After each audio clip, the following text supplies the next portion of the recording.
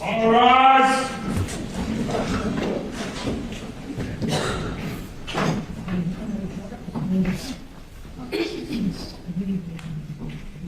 You can be seated. Thank you, ladies and gentlemen.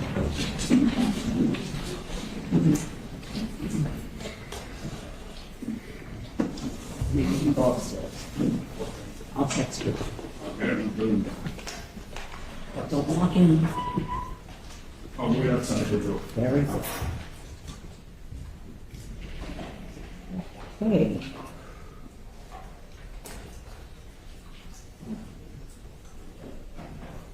I apologize to all of you for keeping you waiting. I apologize to all of you for keeping you waiting. I had some matters placed on my calendar that I didn't expect to see today. So it took a little longer than it should have.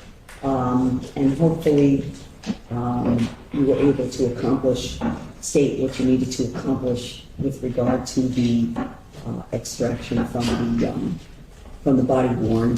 And you've all had a chance to look at the body worn. Anyway, State of Florida versus George Pino. Parties, please announce. Good morning, Your Honor. Laura Adams, Jonathan Borst, on behalf of the State of Florida. Morning, Your Honor. Mark Shapiro on behalf of George Pino, along with my partners, Howard Strebnick, Junior Gomez, and Mr. Pino at the table, Ed Armelino. He's stepped out of the courtroom for a moment, but he's present as well. All right, very good. Thank you so much. Is your microphone on, Judge? Let's try that. How does that sound? Much better. Is that better? Much Can you better. hear me now? Is that okay. Anyway, thank you very much. Getting to that No, point it's of my... not you, that was me. Okay. We had some technical difficulties this morning being able to view the state's redactions. I'm going to look at it right now. Okay, please go ahead, take a moment, because Kate's calling in, she's gonna get set up, so we have a few moments.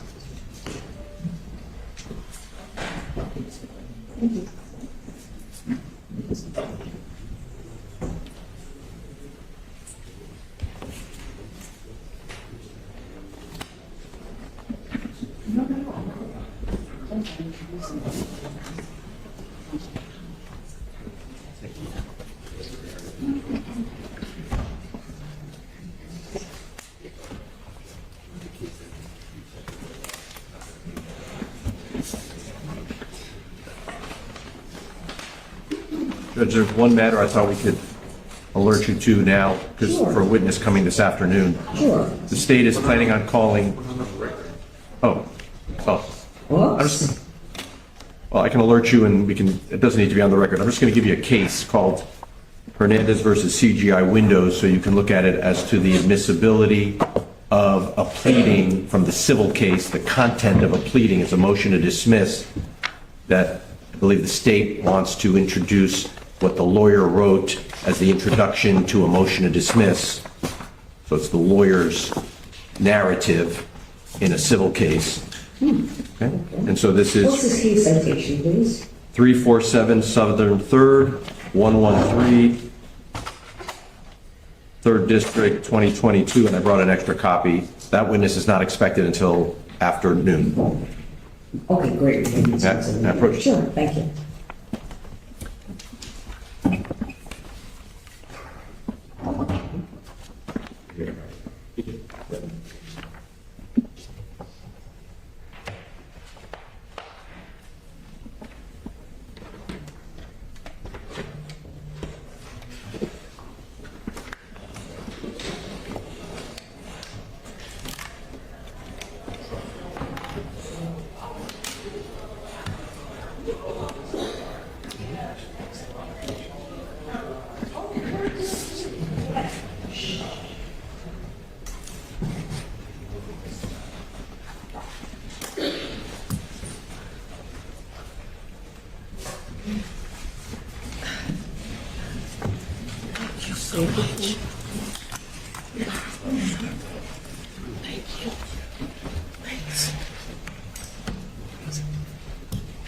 Thank you. Sorry, Vanessa. Okay? Mm-hmm. Take a minute. It's okay. Minutes. You're gonna read the one from start to finish. Take this one, take a look. Take a look. Take a look. Okay.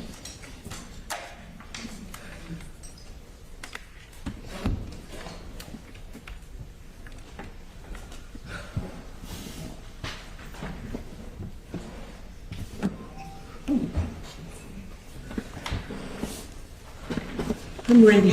Take a look. I'm good. It's okay. Take a look. Look at. Let's start again. Because I was talking, and I always make this assumption, because you're so amazing, that you, I don't even look. State of Florida versus George Pino, with the parties announced, please. Good morning. Laura Adams, Jonathan Borst, on behalf of the state of Florida. Good morning, Your Honor. On behalf of George Pino, who's present, Howard Srebnick, Edward R. Molino, Mark Shapiro, Janelle Gomez. Good morning. Good morning. Good morning, Judge. Okay, would you please swear Mr. Pino in for the day? Thank you. Yes, Judge. Mr. Pino, can you stand and raise your right hand? Do you swear to tell the truth, the whole truth, and nothing but the truth? I do. Thank you. So, counsel, you had provided a case to me with the citation, putting it to, just, 347, 7, 113. Pull that for me out. It's, Francesca started on a little research on that. And,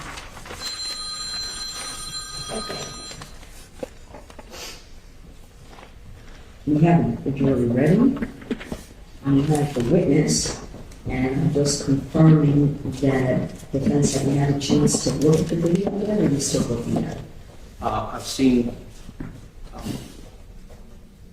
about a third of it, Judge. Okay, but also I think it would require audio from you, right? Yes, I'm going to take in the back room and listen. That's all. Let's go ahead and do that. Okay.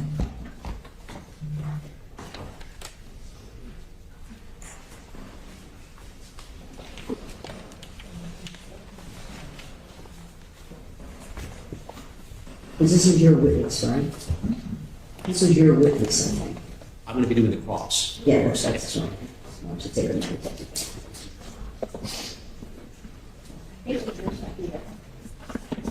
Come back over here. Thank you. Okay. And if I could see the counsel, just on a housekeeping matter for our work for tomorrow morning, just need to get a little information from you. Yes, on Judge. the with court reporter sidewalk. Actually, Judge, could we just address it in open court? Well, there's a couple things I want to ask you at sidewalk. Understood. Okay?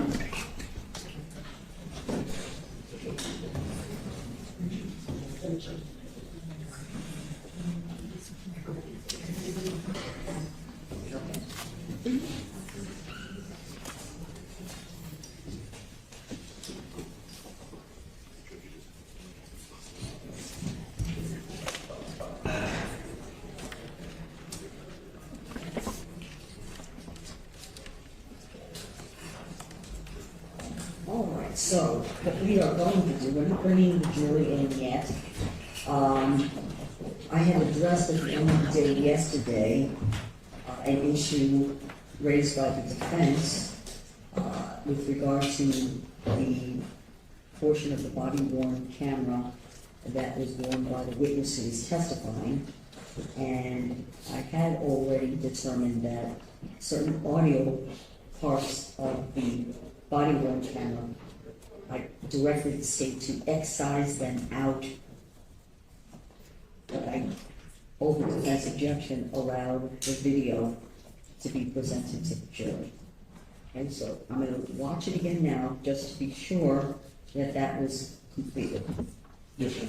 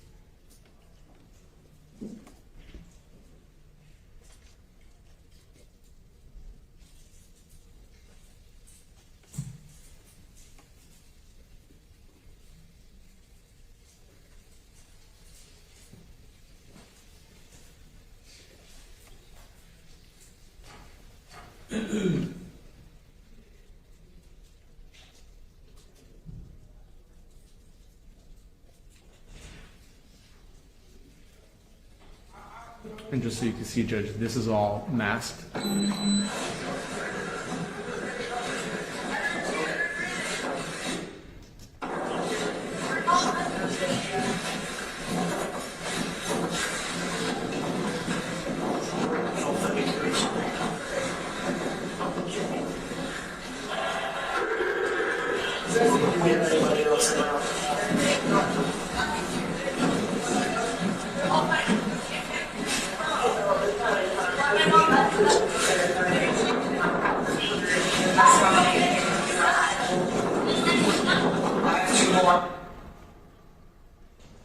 And this is masked.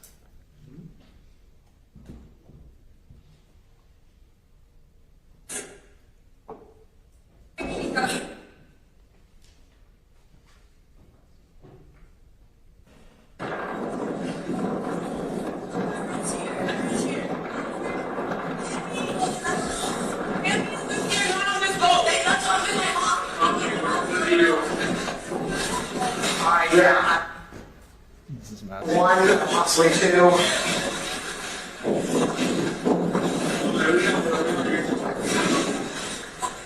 South of the ICW, almost by Pumpkin Key. It's a big black boat outside off to the back of it right now.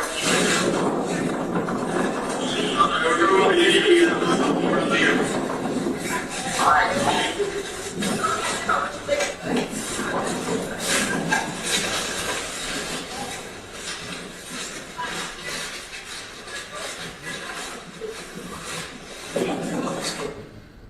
This part's masked. So also, just let, for right now, we're getting rescued here. Like I said, here comes another chopper, so hopefully. Did anybody here witness what happened? In the water, okay. Do we know if we have everybody? From the other people last Mary said, right. So this is the guy. Was he on that boat? You're on the boat. Right here. Do we have everybody that we know of? We took one female from that boat and two other people. I don't know if it was a female, but I'm not sure if the other was a male or female. So there were three. There were three people that left on the boat that left. It was any key to be transported to the hospital. So your dad. So we are. Everybody's accounted for then, right? Everybody's accounted for. Okay. And the three girls went on the other police boats. How many came? Okay. That's everybody. That's everybody.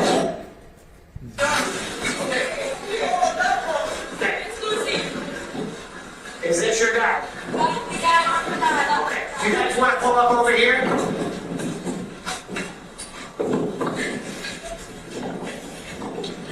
We're in Patrol 32. With some of the parties that were on the vessel that overturned, they're advising everybody is accounted for.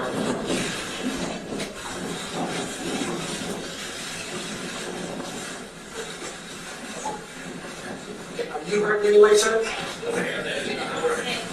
So please do me a favor, just have a seat for right now, so you don't fall down and get any further injured. Okay, just have a seat. Okay, we've got 3 going to hospital there. I've got more rescue personnel coming.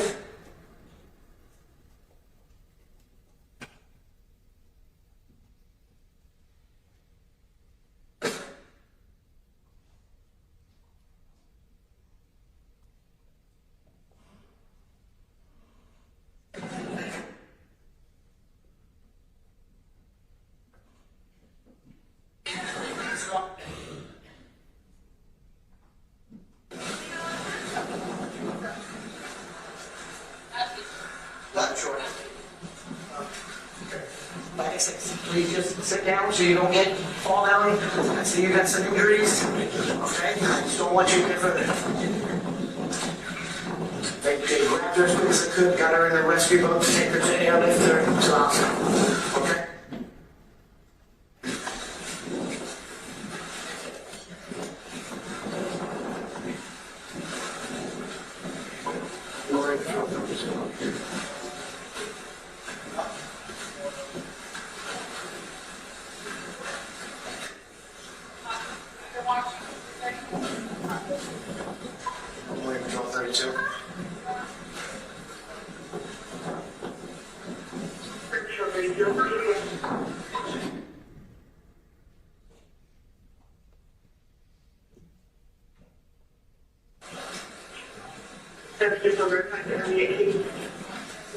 Negative, just south of SCW, west of Katy Puig, at my ocean reef. Can you give me the coordinates again?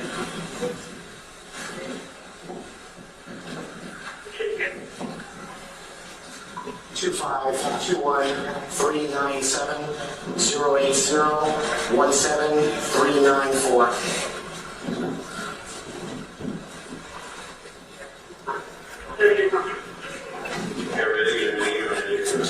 Just be careful. Careful coming over. Please don't move.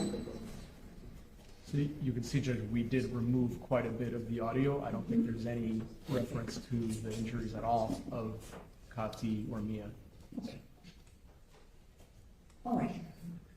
Judge, I'm very happy that Mr. Armelino accompanied me to listen to the tape clip that we received. So we must have had some technical difficulty because the one that we watched only redacted the first minute and everything else was Perfectly included. fine. So we cleared that up. Now, your objections are still reserved Yes, Judge. for the record, and I'm going to allow Cecilia to see this. Judge, as an alternative, we would just ask that there be no sound at all. Let them see the image without any of I'm the... going to give the jury the appropriate instruction on editing recordings.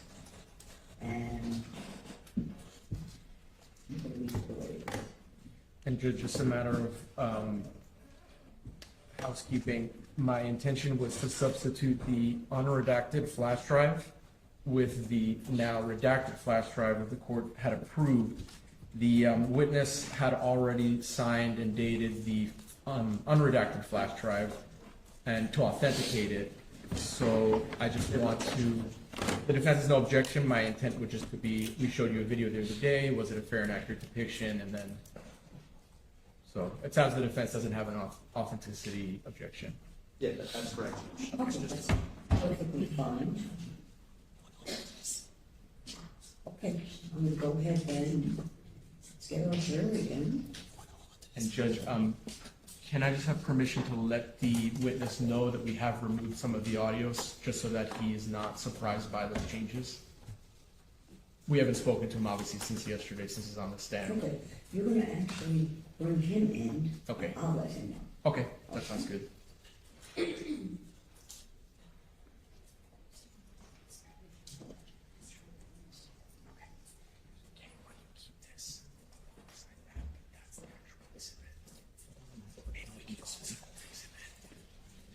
Do you want to go ahead and get your witness? Yes, Judge.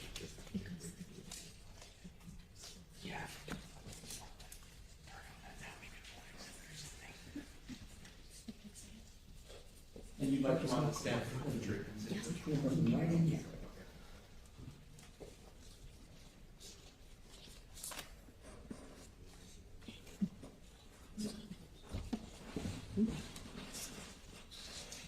Sure.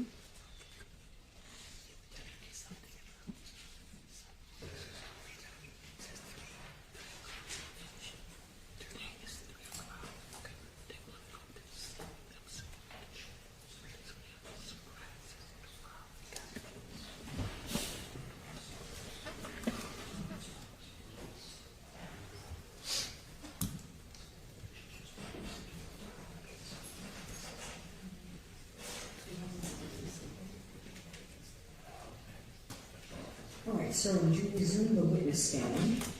You remain under oath. And let me advise you that there's some redactions to your body worn. All right? Still, same body worn with certain redactions. All right? Thank you.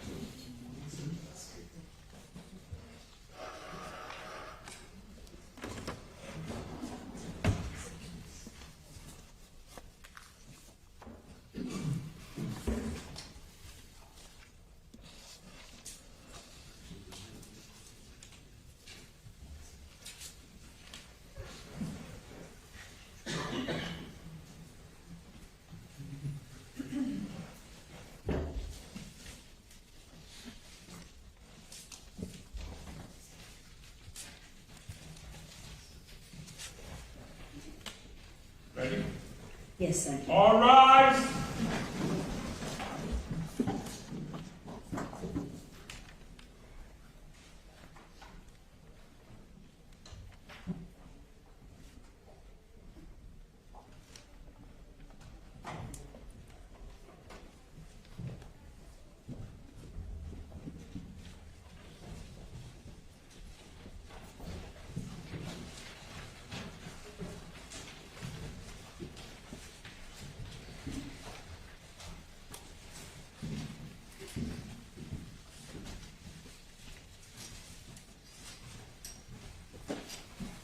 Everyone, please be seated. Thank you.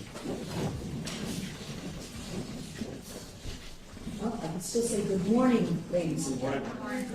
Hope that you're all doing well. Let me ask some questions of you. Have you seen anything in the news about this case? Read anything? Heard anything on television? No. Anyone talk to you about the case? Or attempt to speak with you? Have any of you conducted any independent research or investigation to try to gather information about this case? No. I apologize for keeping you waiting. I had some matters to attend to. Please don't hold it against any of the parties. All right? The witness is going to resume now, and Emerson, if you will.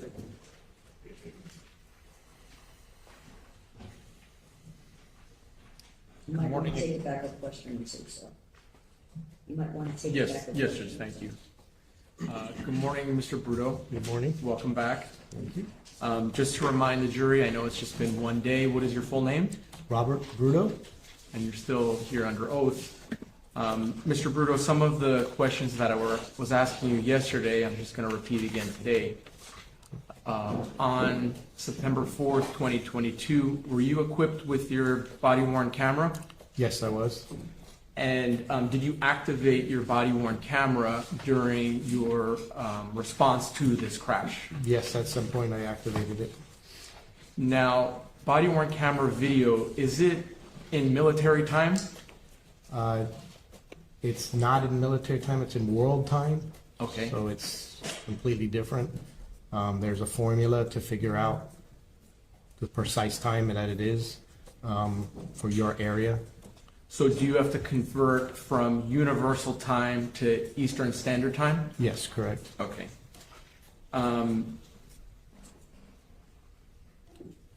Earlier this week, I believe it was on Sunday, did you, Miss Adams, and I view a portion of your body-worn camera video? Yes, we did. It was actually Saturday, but yes, we did. Okay. And the video clip that we watched together, did it fairly and accurately depict what you saw and what you did on September 4th, 2022? Yes, it did. Judge, at this time, I would ask that the exhibit be introduced. If I could just get that from our clerk. Without previous objection, Judge. All right, so noted. This is 2B for identification. Admitted over objection. State Exhibit 2B, previously marked for identification, will become State Exhibit number 19. Your Honor, may I publish dates 19? Yes, I would like to instruct the jury. Ladies and gentlemen, you are about to view and listen to an audio-video recording. I'm instructing you that this recording has been edited to eliminate irrelevant portions that would not add to your understanding of the case. The fact that the recording has been edited should not concern you in any way and must not impact the way you view and or listen to and consider this evidence.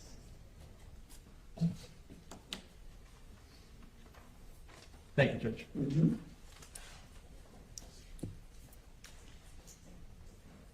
And could the witness step down from the witness stand to help me publish the exhibit, Judge? Yes, just keep your voice up, sir. Thank you. I think sitting is fine for me.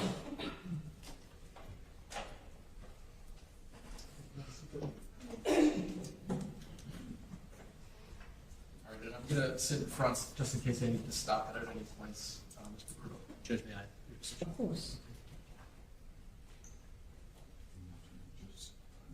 Yes. All right, so before I begin to play the clip, is there a date and time stamp at the top? Yes, there is. Can you let us know what it is? It is September 4th, 2022. And the timestamp 23:24, can you convert that to Eastern Standard Time? For the formula, it's roughly 4 hours you have to subtract. So So it's 20, in military time, it's 11, so you minus 4, is that about 7:24 p.m.? About 7:24. I'm sorry, sir, you're going to need to keep your voice much louder. About 7:24 p.m. Okay.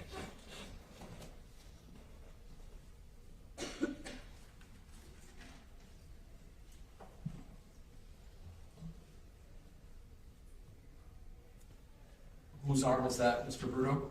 That'd be my arm.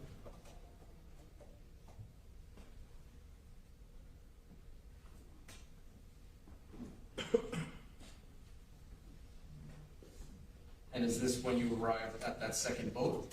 Yeah, correct. That's approximately when I start the camera. The initial 30 seconds, there's no sound that will come on.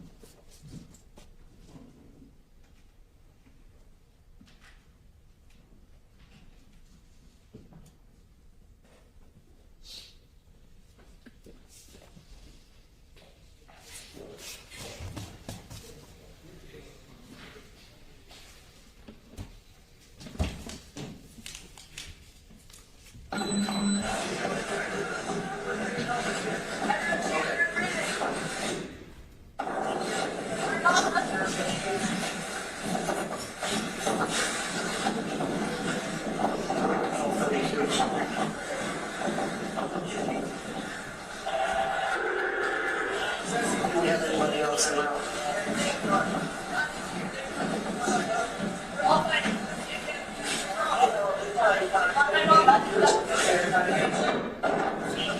I have 2 more.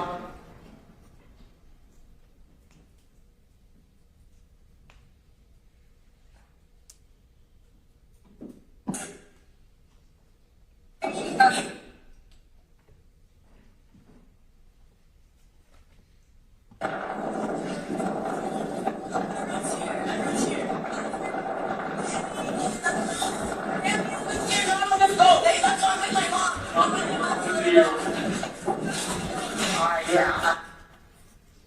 1, possibly 2.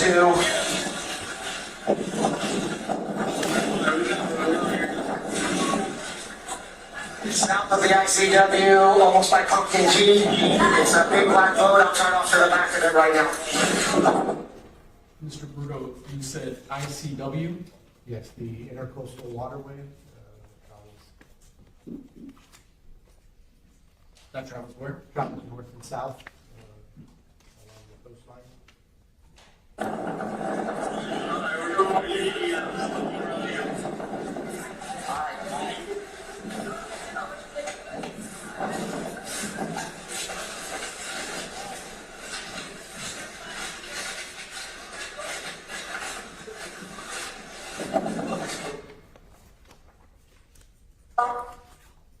And also, just let right now, we're getting rescued here. Like I said, here comes another chopper, so hopefully. Did anybody here witness what happened? In the water, okay. Know if we have everybody? From the other people not.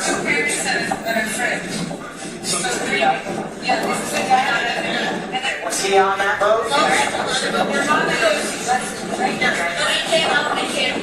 Do we have everybody that we know of? We took 1 female from that boat and 2 other people. I know one was a female, but I'm not sure if the other was a male or female. So there were 3. The female that you said was taken off of the other boat, are you referring to Lucy? Lucy, yes, and an adult female, and then the third one, I wasn't quite sure at that point if it was a female or not. Okay. There were 3 people that left on the boat that left. And when Ellie and Katy be transported to the hospital. So your dad, so we are, everybody's accounted for there, right? Everybody's accounted for. girls went on the other police boats, Harry and Kate. Okay, that's everybody. That's everybody.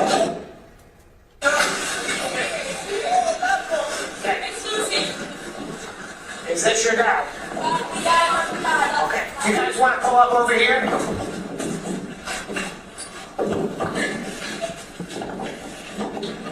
Marine Patrol 32. I'm with some other parties that were on the Mescolotto return. They're advising everybody is accounted for.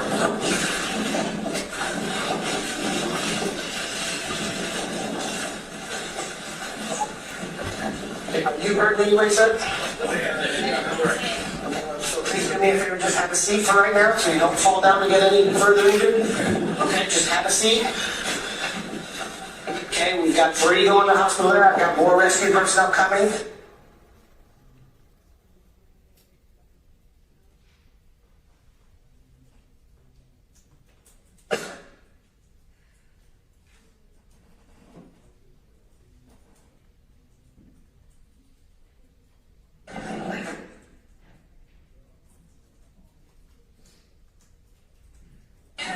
Stop.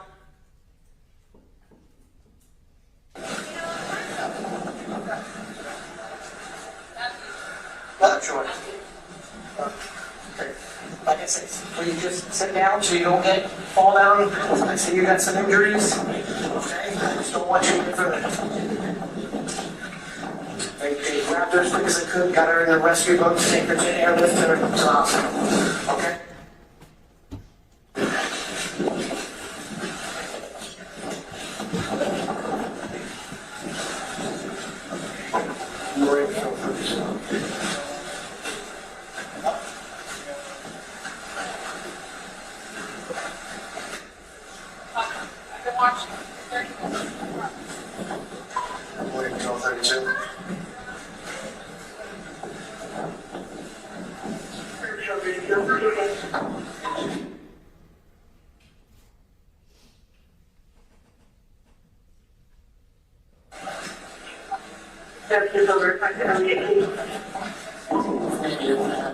You said Marine Patrol 32? Yes. What does that mean? That's my unit number in the unit.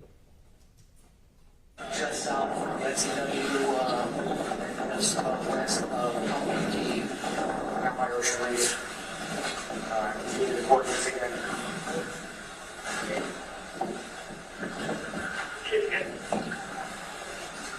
25-21397-080-17394.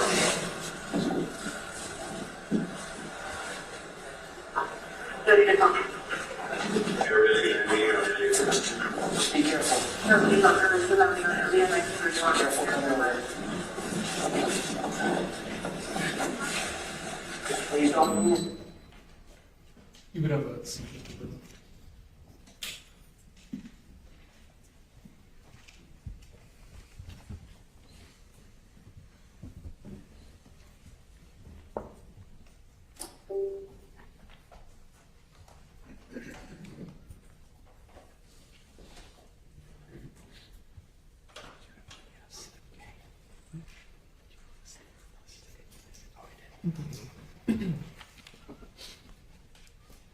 Mr. Bruto, at the end of that clip, there was an adult male boarding that boat. Who was that person? It's Mr. Pino. Do you see him in court here today? Yes, I do. Can you just identify him by an article of clothing, please? Wearing a blue suit, sitting over there. Thank you very much. Stipulated. Right, so then, So, after the clip that we just watched here in open court ended, what did you continue to do on that boat?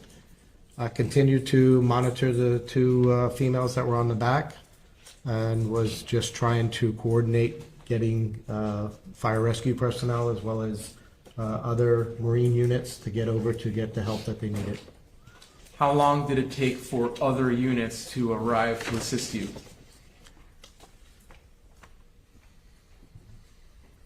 I mean, there was an ocean reef rescue boat that showed up approximately 15, 20 minutes after I was there on the scene.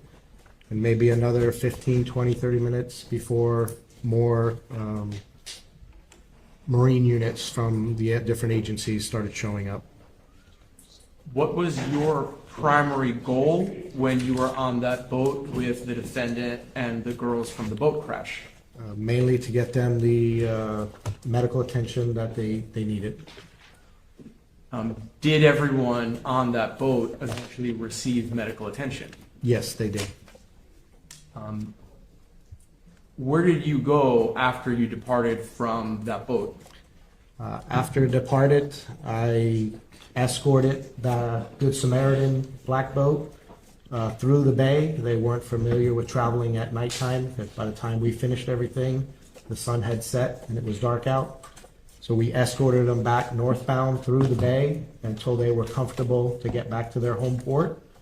And then after that, we responded to Elliott Key. When you went to Elliott Key, who was there? There were fire rescue personnel, Marine units, FWC units, Coast Guard units. Everyone who was on the scene pretty much responded there. Were the young girls that were less injured at Elliott Key? Yes, they were. Did you see them there? Yes, I did. Were they being attended to? Yes, they were. How about George Pino, the defendant? Was he being attended to? Yes, when I saw him, he did have a bandage wrap around his head, and he was speaking with an FWC officer a good distance away from where I was at. Now, I think you did mention earlier, but just to clarify, was Miami-Dade Sheriff's Office the primary agency investigating this incident? No, they were not. Who was the primary agency? Florida Fish and Wildlife, FWC. So would you agree that well, let me ask you, were you the primary unit for Miami-Dade? I was the primary unit that wrote the initial supplemental report or assisting with other agency report for Miami-Dade. And what does it mean to be a primary unit other than writing the report? Pretty much you gather up all the information and put it down in the report. And is that what you did for this incident? Yes, I did. Did you participate in the investigation after you left Elliott Key? No, I did not. All right. May I just have one moment, Judge? Sure.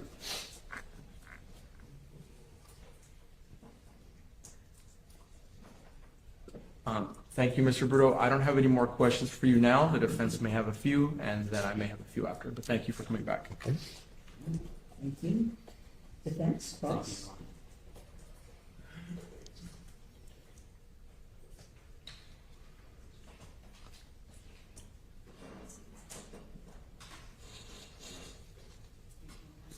Judge, maybe you can silence. All right, before we begin the cross-examination, Renee, I'm going to take the jury out of the courtroom. Please leave your notepads at your seats. Do not have any conversations with each other. In 10 minutes, Renee, that's it. We're going to bring them back in 10 minutes. All rise, follow me, leave your notebooks behind. You can all be seated. If anyone who is here wishes to take a 10-minute break, please do so at this time. I'm going to be addressing evidentiary matter. All right, counsel, you have Sorry, Judge. up to body worn, portion of the body worn. Yes, for this witness, Judge. We All don't right. have a portion of body worn camera footage. Okay. That was provided to us by the state of There Florida we go. Discovery. Counsel's going to show you some answers of you, body worn. Don't say anything. Let's review it. And then counsel's going to ask you a few questions.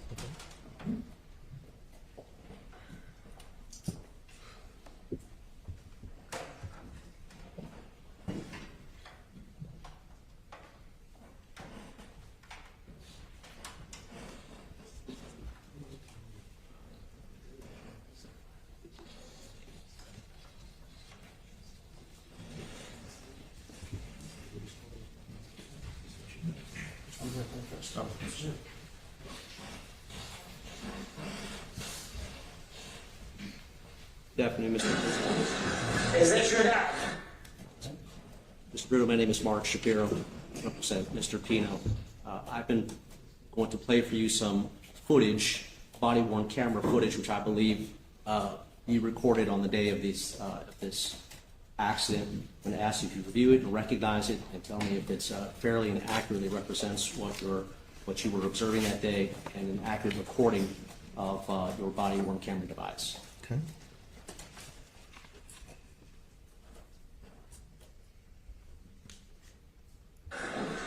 Is this your dad? Okay. Do you guys want to pull up over here?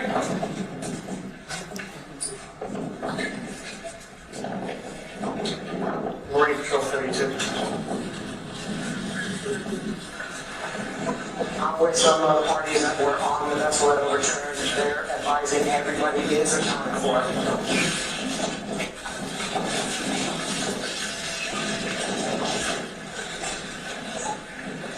Okay, are you hurt in any way, sir?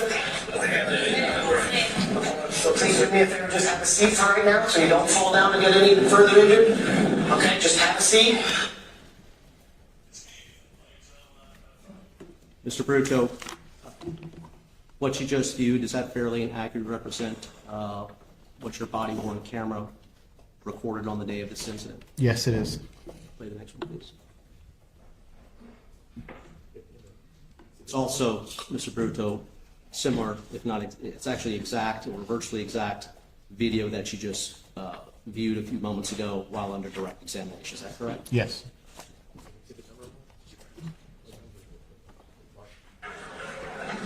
One second.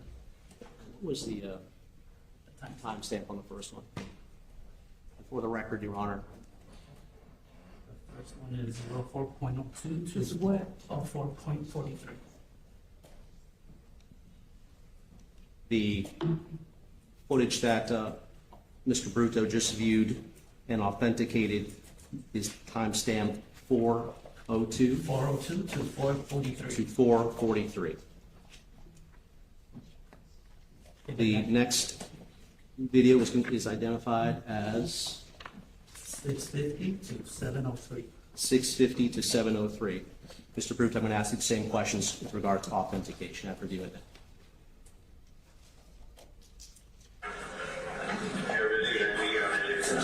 Just be careful. Careful coming around. Please don't move now.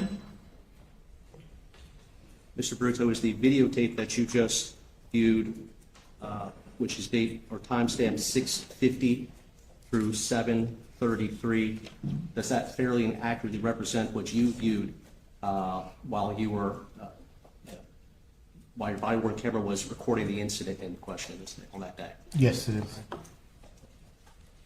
Next video clip, Mr. Bruto, that I'm going to ask you to review is timestamped 8:37 through 9:14.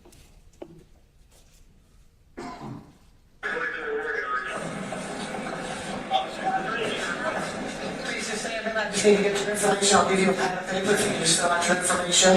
Did you see what happened? All you did was pick up him? Okay, what? You saw him drifting in the water, you just picked him up? Okay, if you could do me a favor?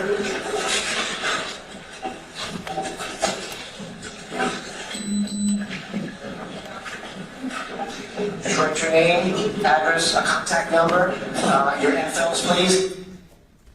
Mr. Bruto, did the videotape depicted at 8:37 through 9:14 fairly and accurately represent what your body-worn camera footage picked up on the day in question? Yes, it does.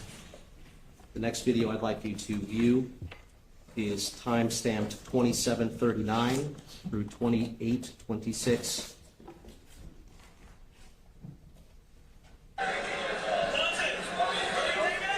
There's a father that's got ocular concussions and lacerations. That's your dad. He's gonna go there. He's gonna follow you there. You're gonna be fine. You're going to Elliot, right? Yeah. For a while, he's injured. He hit his head. Hey, medical comes over. Hey, That's That's what I'm saying. He's medical. He hit his head and he's got cuts. So I would get him checked out. I would get him checked out. He's a bad, but he's got injuries. Should I take him to Millionaire? Hey, you want to trust that?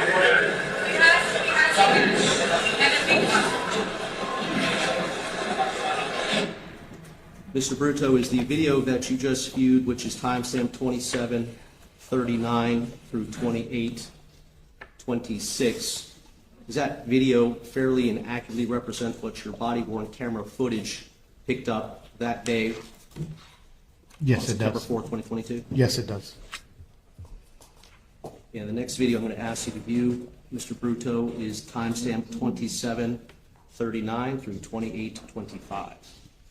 It's 3116.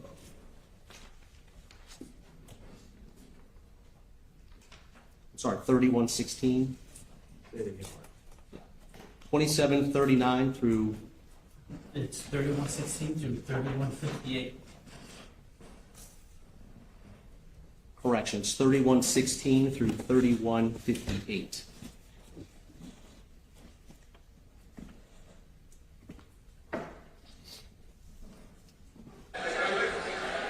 They're all over there. Need to get Florida. Him come over this way to get on German's boat. Yes, this guy right here. He's help him. Sir, come this way, please. Everybody, your daughter and everybody's on these boats. You're gonna go with them. You're gonna go with them. Come over to here, so you can hold on. Come right here. Okay, sir, this is the contact that you need to call for all the girls that are going there. The parents are all calling this lady who's in this pregnant. That's why I said our phone. I'll call her as soon as I know where they're all going to. Officer Robert Bruto. No, Officer Robert, what? Bruto, B-R-U-T-T-O. Mr. Bruto, does the video that you just viewed, which is timestamped 31:16 through 31:58, fairly and accurately represent what your body-worn camera footage picked up on September 4th, 2022 while you were working this accident scene? Yes, it does. Those are all the videos, right? Actually, there's one more. No, that's it. You have any questions? Counsel? No? Okay, very well. That's all this week. Take that. Judge, we like it. We'll go ahead and mark it now.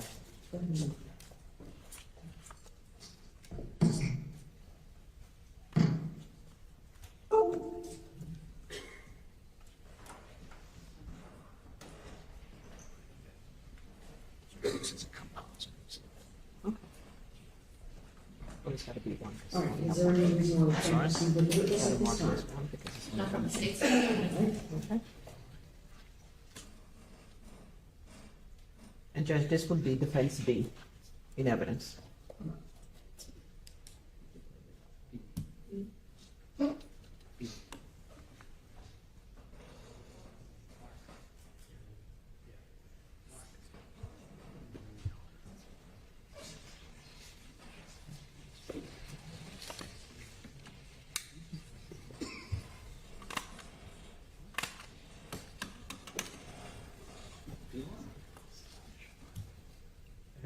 Did we approach sidebar for a moment? Or we can do it here. I just want to inform the court that as we discussed sidebar previously, we have other We'll body worn. use that after. We're gonna go ahead. Understood, understood. Judge.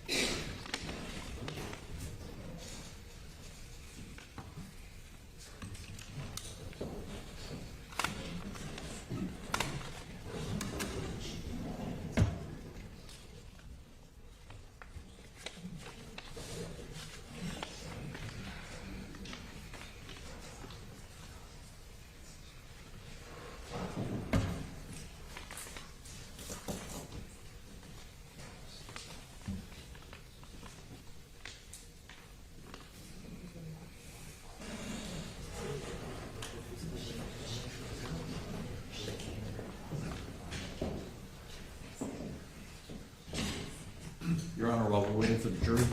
Is the state going to continue to require that we authenticate the body cam footage of the witnesses We're from going whom? to address that not right now, sir. Okay, I will address that. so we can save time perhaps. We're going to go ahead and finish this witness.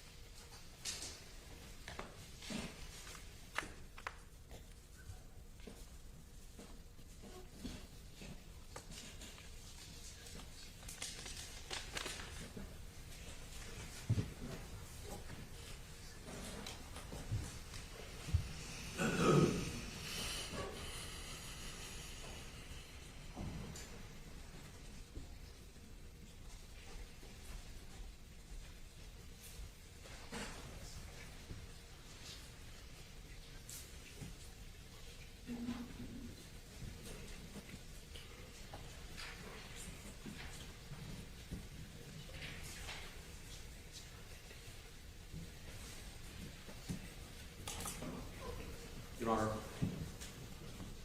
with regard to this witness, we wanted to introduce another excerpt of body-worn camera footage of Officer Delgado, who the state advised they're going to be calling this afternoon.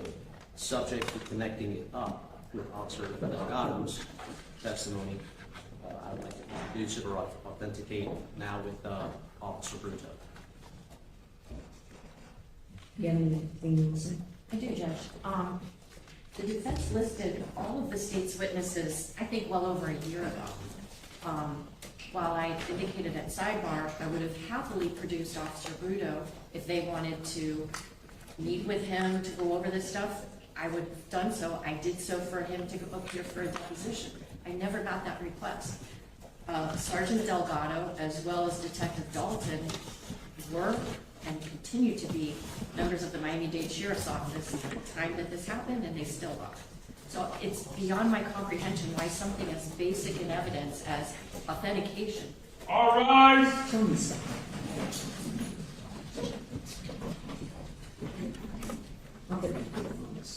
We're going to address this. This witness is going to continue on. You're going to continue with your cross-examination. Start and continue with your cross-examination. When I get to that point, I'll address it again. Someone may proceed.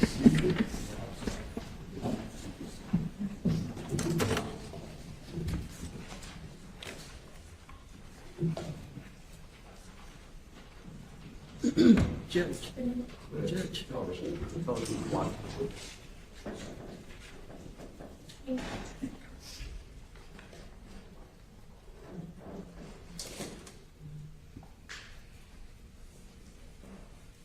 Good afternoon, Mr. Bruto. My name is Mark Shapiro. I represent George Pino in this case. Good afternoon. Mr. Bruto, you and I have spoken previously to meeting here today, is that right? Yes, we have. And that was in the context of a deposition that you gave in connection with this case. Yes. Mr. Bruto, you were dispatched to this accident scene at 6:49 p.m. on September 4th, 2022, is that right? Approximately, yes.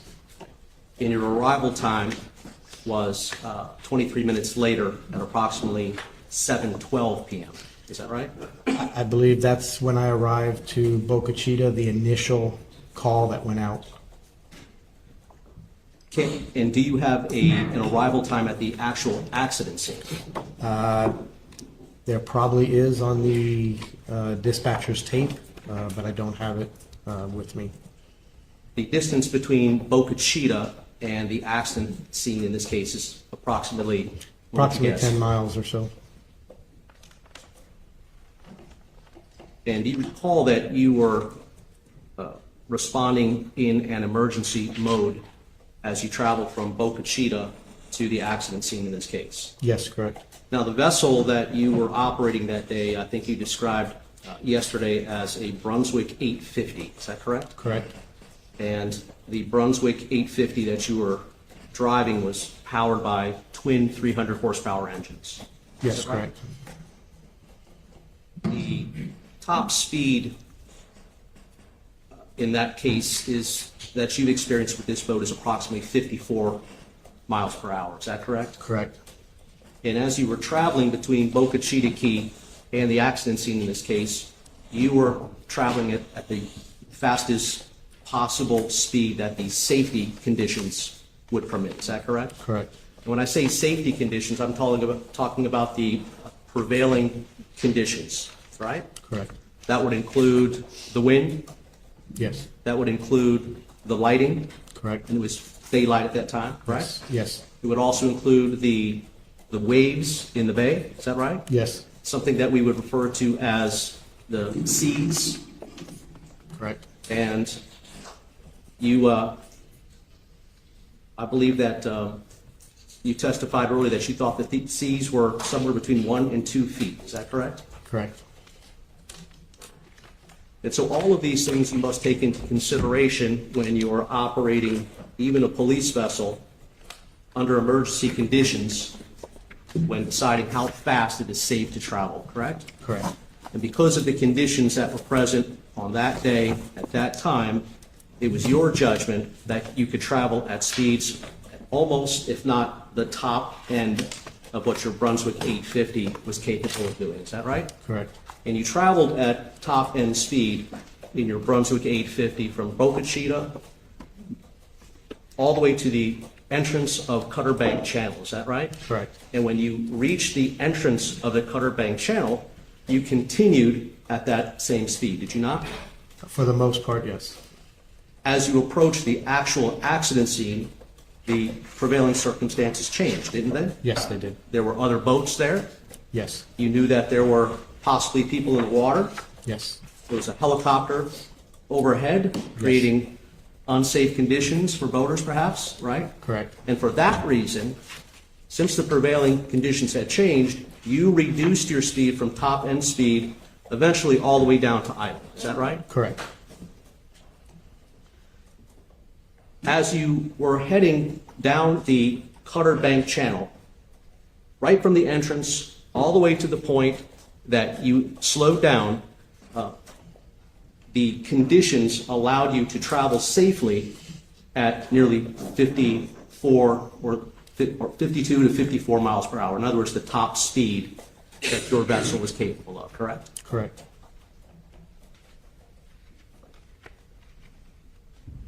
You have traveled, I presume, and correct me if I am wrong, through the Cutter Bank Channel previously from September 4th, 2022. Is that right? Yes, that's So in correct. other words, prior to the accident in this case, you have frequently gone south through the Cutter Bank Channel, correct? Correct. As well as north through the Cutter Bank Channel. Correct. You have good familiarity with the Cutter Bank Channel, which is the subject location in this case. Is that right? Yes. And it is a long channel, is it not? Yes, it is. Approximately 1.5 miles long. Approximately. It is a wide channel, as you testified to yesterday, correct? Correct. In other words, two boats could easily pass each other in opposite directions. There's plenty of room in that channel for two boats to do that, is correct? Yes, correct.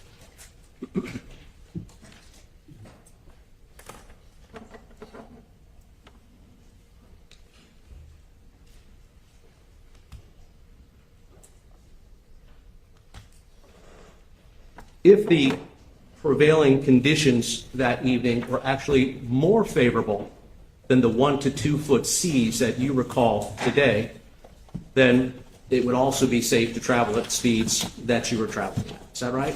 Correct. That makes sense, doesn't it? Yes.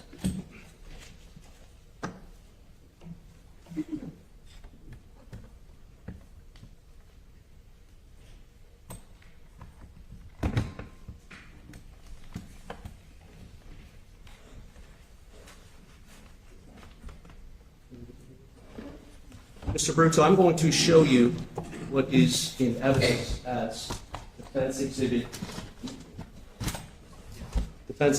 B. May the witness step down, Your Honor? Just keep your voice up, keep your voice up.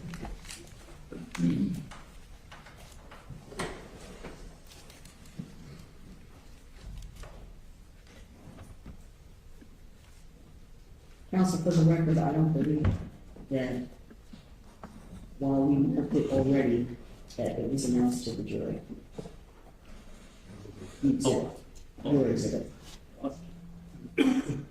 The videotape that we're going to be showing you has already been provided and entered into evidence as defense exhibit B. Apologize, Your Honor, I thought I had done that already. We've no objection. Thank you. For the record, we're going to be looking at, well, go ahead. Is this your dad? Okay. You guys want to pull up over here?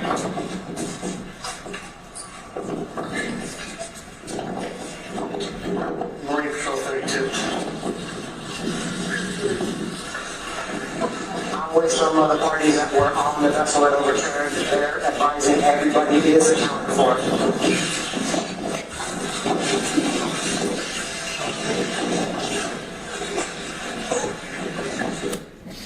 Mr. Bruto, you recognize the Mr. Pino in this videotape? Yes, I do. He is the gentleman wearing the pink bathing suit, is that right? I think the one is correct. Do you know how it is that Mr. Pino got onto the boat that he is arriving at next to your vessel? I was advised by the operator of the vessel that he saw him drifting in the water near the area where the overturned vessel was, and that he picked him up. Continue, please. Are you hurt in any way, sir? So please do me a favor, just have a seat for right now, so you don't fall down and get any further injured. Okay, just have a seat. Mr. Bruto, I'm going to show you an additional videotape. That's to watch as well.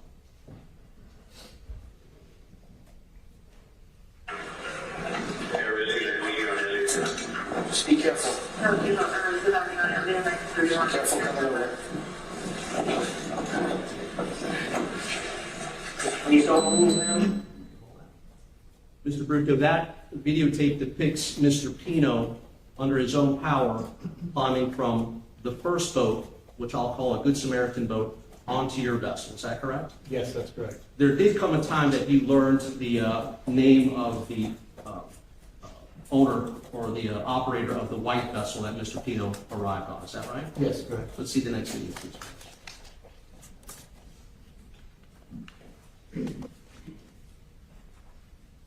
Before you go there, Carlos.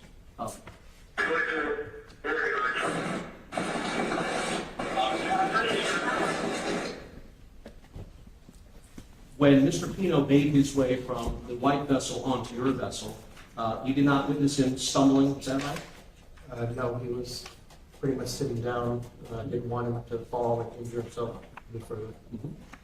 You did not notice any difficulty that he had taking himself from the first boat onto your vessel? Not that I observed. He did not appear to be off balance to you? Not that I observed. Next video, please.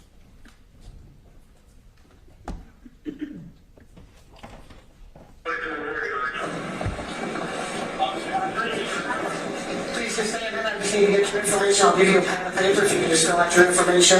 Did you see what happened? All you did was pick up him? Basically what happened. Okay, what? You saw him drifting in the water, you just picked him up? Okay, if you could do me a favor.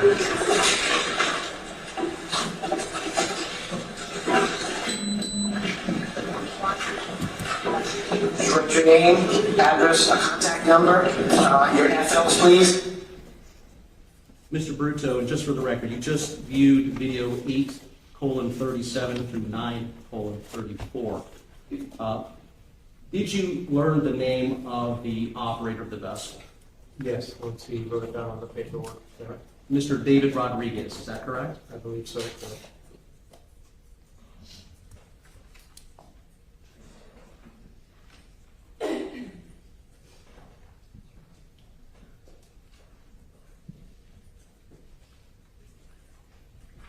going to ask you to view the next video that we have, which is a timestamp 27:39 and 27:39 through 28:26.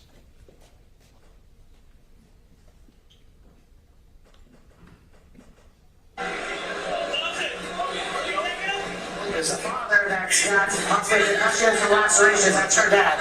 He's gonna go there. He's gonna follow you there. You're gonna be fine. You're going to Elliot, right? Yeah. He's gonna stay with us. For a while, he's injured.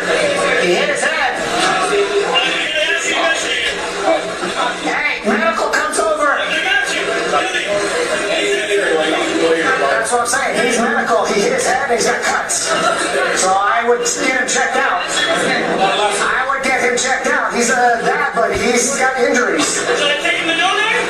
Hey, you want to transport him?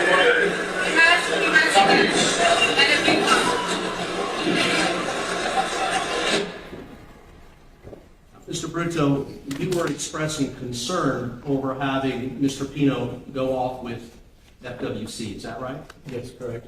And your concern was that Mr. Pino, in your view, might have a concussion, is that right? Correct. And on what did you base your suspicion?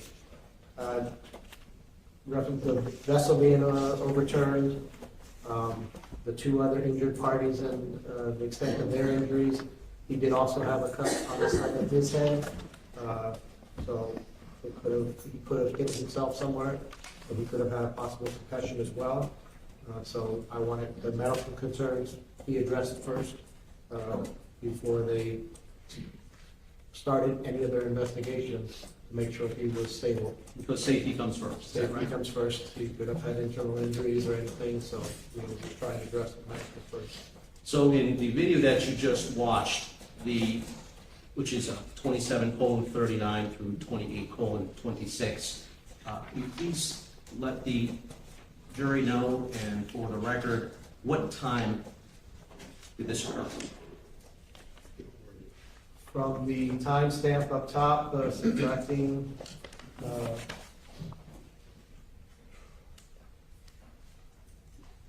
approximately 7:52 or so p.m. So as of 7:52 p.m., you were concerned about your observations about Mr. Pino. Earlier in the video, your body-worn camera footage, 8:37 through 9:14, you were also concerned at that point about Mr. Pino's possible concussion. Is that right? Correct. When was it that you first suspected or became concerned that Mr. Pino might have suffered a concussion in this accident? Just due to the fact when he first pulled up, he had the cut on the side of his head, a pretty good sized gash, bleeding,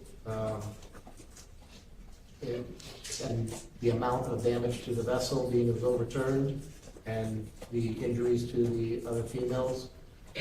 When you first met or had interaction with Mr. Pino, was your suspicion about his having possibly suffered a concussion, was it made at that first encounter that you had with Mr. Pino?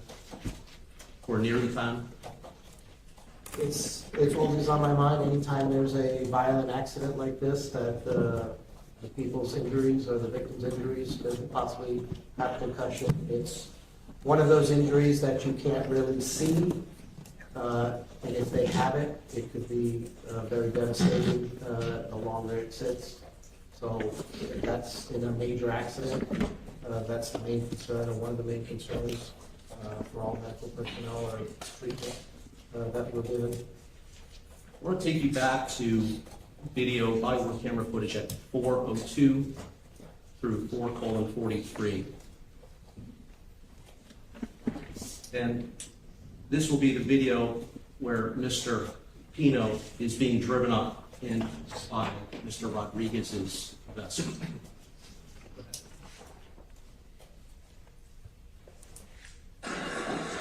Is this your dad?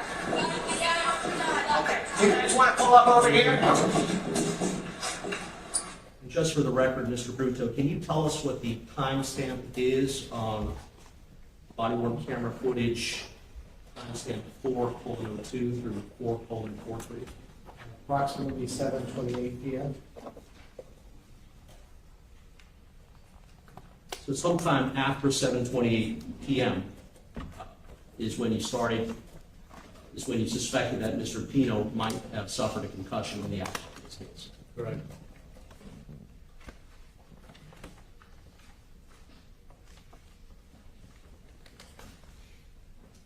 Next video I want to show you, Mr. Bruto, is at 31:16 through 31:58.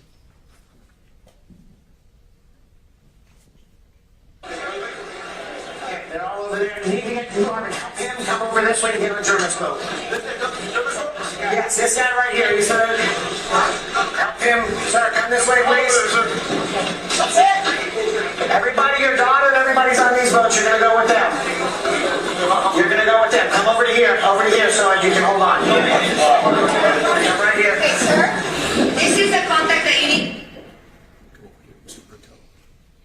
Mr. Bruto, when this video began,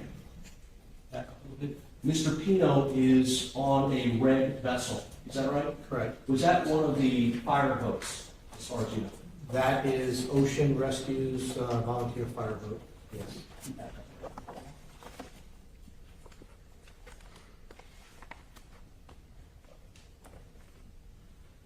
And who is it, or who was it that was asking Mr. Pino to come from the Ocean Reef fire vessel onto this other vessel that he climbed onto? That was myself.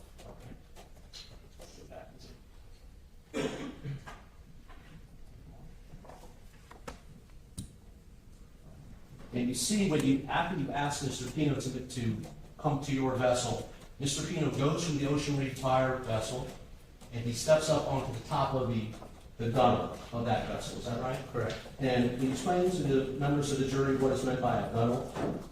Gunnel is just the top portion of the side of the vessel, the structural side of the vessel.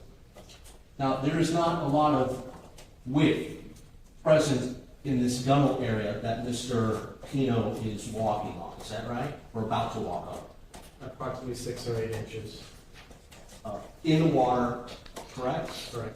While the boat is having movement as the waves and current through the area are taking place. Is that correct? Correct.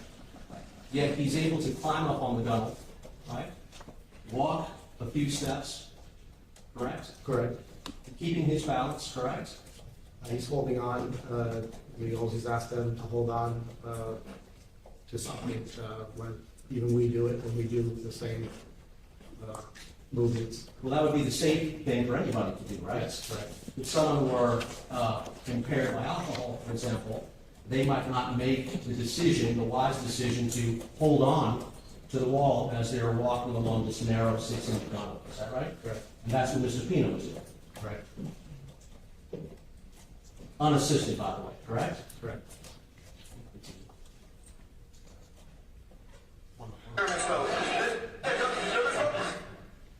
And this is at approximately 7:56 p.m. Is that correct? Correct.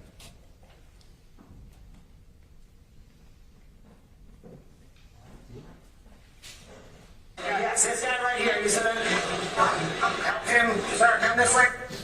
Mr. Bruto, you saw in the video that Mr. Pino was able to step off the gunnel onto this other separate vessel. Is that right? Yes, correct. By the way, do you have any idea whose vessel Mr. Pino was stepping on? Onto? I don't recall his exact name right at the moment. I know I put it down on my report. Good Samaritan? Another Good Samaritan, yes. And for the purposes of the record, would you agree with me that the color of this Good Samaritan's vessel is dark gray? Dark gray, yes. Give me an allowance to any color blindness that either you or I may have. Is that right? Okay. But regardless, Mr. Pino steps off of the 6-inch gunnel onto the Good Samaritan vessel under his own power, Correct. unassisted, correct? Correct.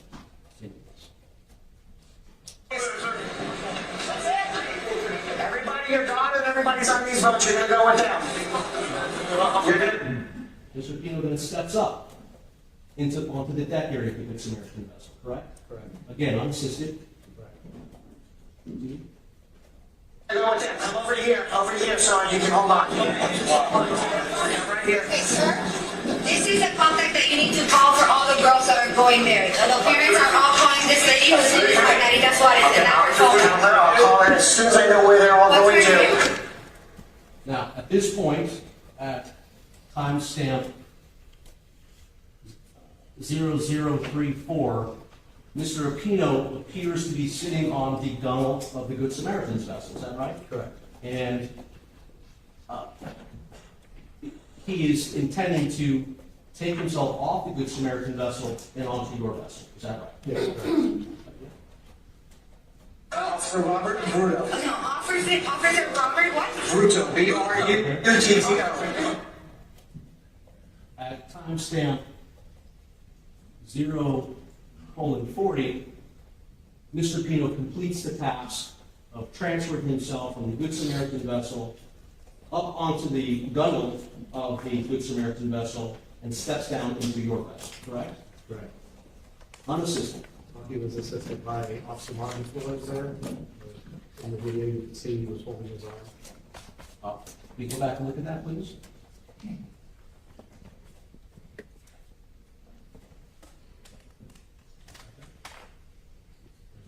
Robert Bruto. No, Officer Robert what? Bruto, B-R-U-T-T-O. Let's go back a little further from that seat. Okay, you see he's got one hand on his elbow and the other hand somewhere out of view. No significant assistance from Officer Delgado, is that right? Officer I'm sorry, Officer Flores, is that right? He didn't have to put his arm around Mr. Pino to get him out to your boat safe. Now, any person in Mr. Pino's circumstance that evening, had Officer Flores been there, he would provide the same sort of assistance, right? Correct, yes. Whether the person had been in an accident or not, right? Correct. In fact, if it had been one of the uninjured passengers of Mr. Pino's vessel attempting to come from the Good Samaritan vessel onto your vessel, and Officer Flores were there, he would provide the same assistance to that. Yes, correct.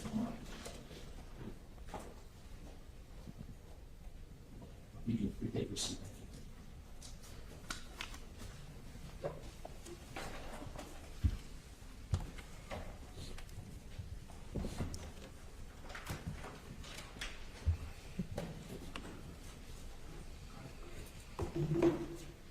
Mr. Bruto, what is the closest physically that you came in contact with Mr. Pino that evening, if you can recall? Approximately 3 feet or so.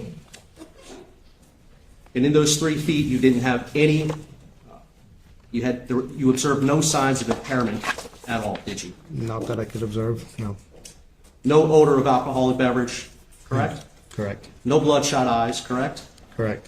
Did you hear Mr. Pino say anything in your presence?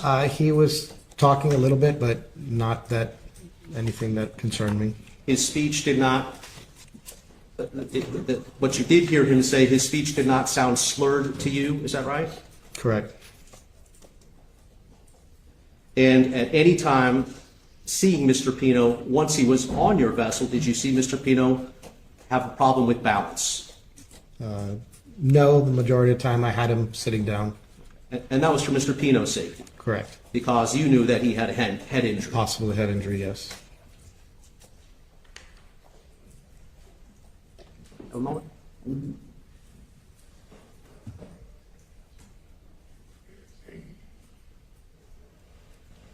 Thank you, Mr. Bruto. No further questions? Leave the room.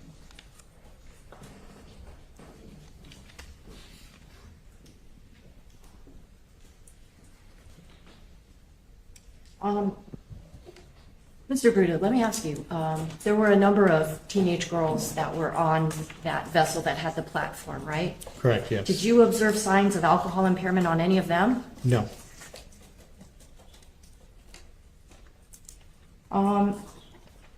The attorney asked you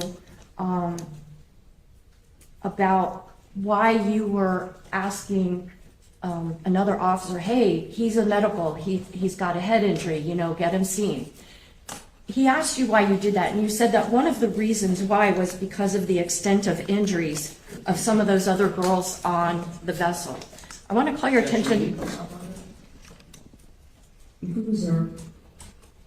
I want to call your attention to two girls that were on the platform of that. I think some people refer to it as a Van Dutch type of a vessel. Correct.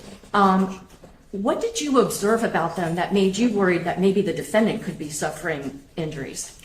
I know when I initially checked out Katiana, she had what appeared to be small fiberglass fragments in the back of her head, indicating the head injury. She hit the side of the fiberglass vessel she was traveling in.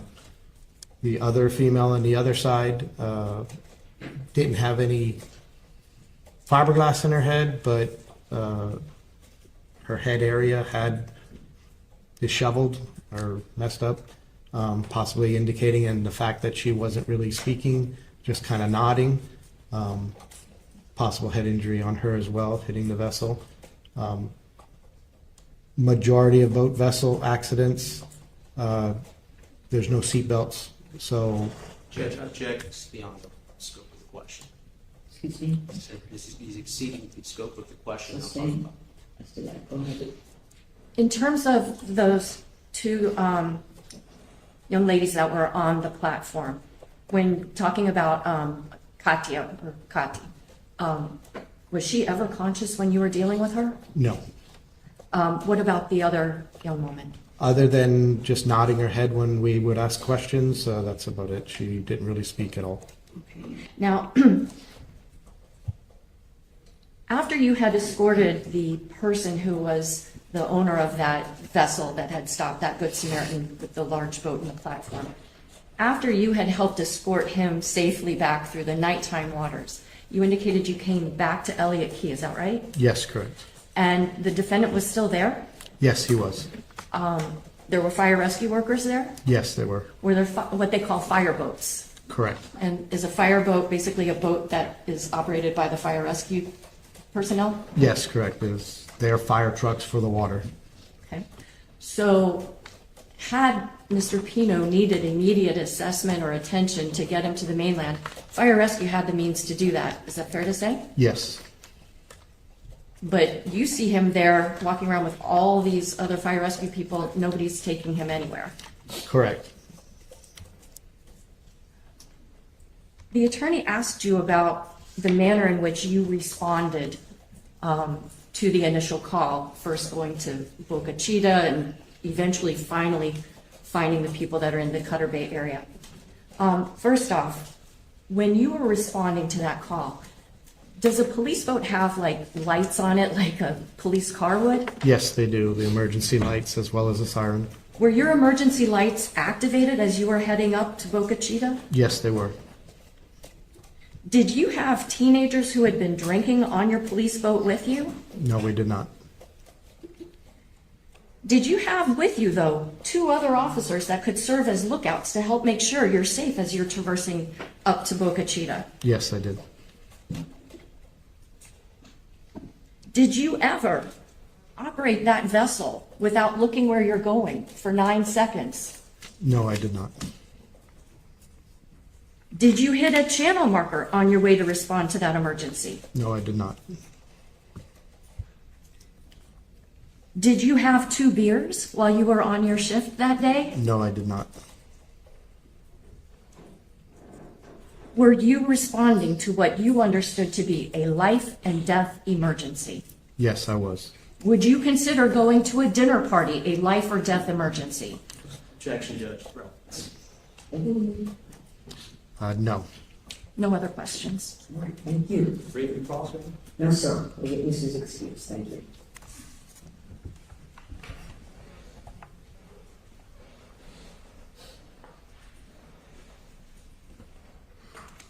All right. Ladies and gentlemen, we're going to take our lunch break at this time. Yes, we are. That's what we're going to do. Please put your notepads inside your envelopes. Do not discuss the case. We're going to take a 1-hour lunch break. Be back up in the jury room, please, if you would, by 1:15. Again, do not discuss this. Quiet in the courtroom. Ladies and gentlemen, please do not discuss this case with each other or with anyone else. For your juror, that is well displayed.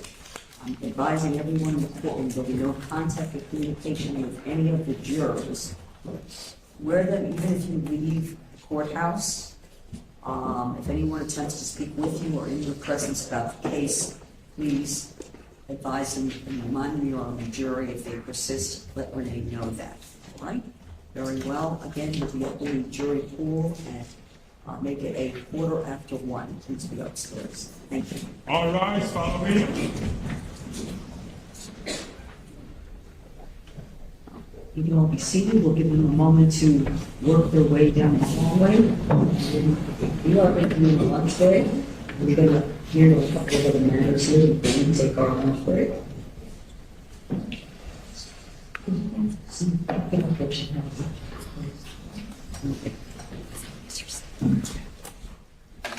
So let's talk about what we have for the afternoon. If I could. State, who do you have? We have Sergeant Delgado, we have Detective Dalton. Wait, hold on, you have Sergeant Delgado, Detective Dalton, Dalton, Andrew Mescolotto, and also Mrs. Pino, Mrs. Cecilia Pino. okay. And that should take us up to the time where we're going to then go up to FWC. Okay. And I've been in communication with them. They'll be ready for us when we go up there today. Okay. So let's just do some for housekeeping for purposes of smoothness. In terms of these witnesses, right, in terms of the defense. Defense.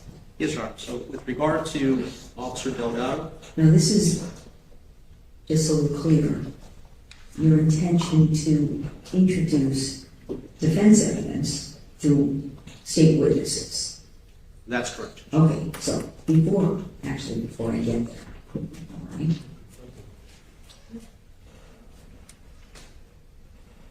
As in terms of Sergeant Delgado, what evidence would you be intending to introduce through the state witness?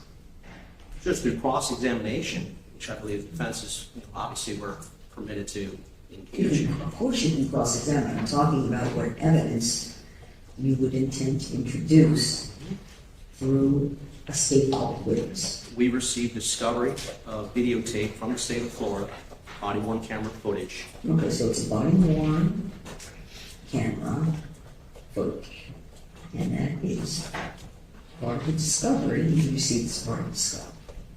That's correct. And will state, are you going to be presenting evidence through a body-worn camera? Yes, Your Honor, that is those are the clips that were sent earlier this week. I think it's That I five. had already addressed it. Yes, that they were going to be admissible. Okay, that's fine. So, there's additional footage from the body-worn that you've listed these witnesses as defense witnesses, correct? Yes, Your Honor. Okay. But you would like to introduce defense evidence to the state witness. And sometimes that occurs, sometimes that doesn't occur. Okay? Since they're all listed as your witnesses, you should be, from what I understand, that's not going to take place with any further witnesses. I allowed it with this witness because of the circumstances we found ourselves in, and the witness was able to, during the short break, authenticate portions of the body-worn camera. But it's not required or mandated that the state agree to have the defense present evidence through their witnesses. Generally, the defense calls their witnesses if they have witnesses and presents their evidence. Sometimes it's done, sometimes it's not done. Yeah. It's not a problem either way, but I would just like some. And the state is not forced. whether it's state evidence and discovery is provided, that's your case, you should put your case on, that's fine. Sometimes it's done to alleviate the problem of bringing the witnesses back. But it's not a requirement of the state to do that, okay? You know, you have your cross-examination, it's fine, but what happens is, also, there's not going to be a recross under those circumstances if you are going to admit any defense evidence, okay, as a state witness testimony. You're not going to say you're going to probably maybe show me a case on rule of completeness because it's a body, is that what you're going to show me? I got your body worn camera and you're going to complete because that's the exhibit. But they can present their evidence, and if you have evidence to present, even though it might be somewhat duplicitous or from the same larger footage, you do that when you present your witnesses. I allow you for the sex witness. Let me just make sure if I'm stating if there's going to be through Sergeant Delgado, the state intends to introduce body worn footage. And we've already addressed it. Yes. The additional body worn footage at the defense, and I'm going to think it's not the same body worn footage. It is, Judge. Oh, it is? Yes. We were, this, The same? we were presented 6 clips in connection with Sergeant Delgado. And it is at least one of those clips that we intend to use in the cross-examination of Sergeant Delgado. This is evidence that the state is going to be presenting. I don't know if they're going to introduce it or not, Judge. Well, that's my point I'm trying to make here. They can present their case the way they wish to present their case and present their witnesses with their evidence. They're not required or mandated, and I'm not going to require or mandate the state to then, you've listed these witnesses and subpoena these witnesses, and I would have instructed the last witness that you would have to come back so that you could present your evidence with the witness. You want to know how you see what the rule of completeness says, okay? Under these circumstances, it's not an agreement. I'm not going to force the state to allow the defense to present evidence through their witnesses. Not going to force that. So, Just first off, I would say that the rule of completeness has to do with statements by a person. For example, the state can't cherry pick one part of the defendant's statement and not the other. So I don't think the rule of completeness I'm not is even even applicable. the legal part of it, I don't think is relevant really to my discussion. Beyond that, Judge, yes, there were 6 clips. One is 5 minutes long, one is 50 seconds long, the third is 2 minutes, 10 seconds long. Those are Sergeant Delgado arriving at the vessel where Lucy Fernandez is and the initial triage. Then there is the transfer of Lucy from the police boat onto the helicopter. Then there is his arrival at the vessel that had both Katy and Mia.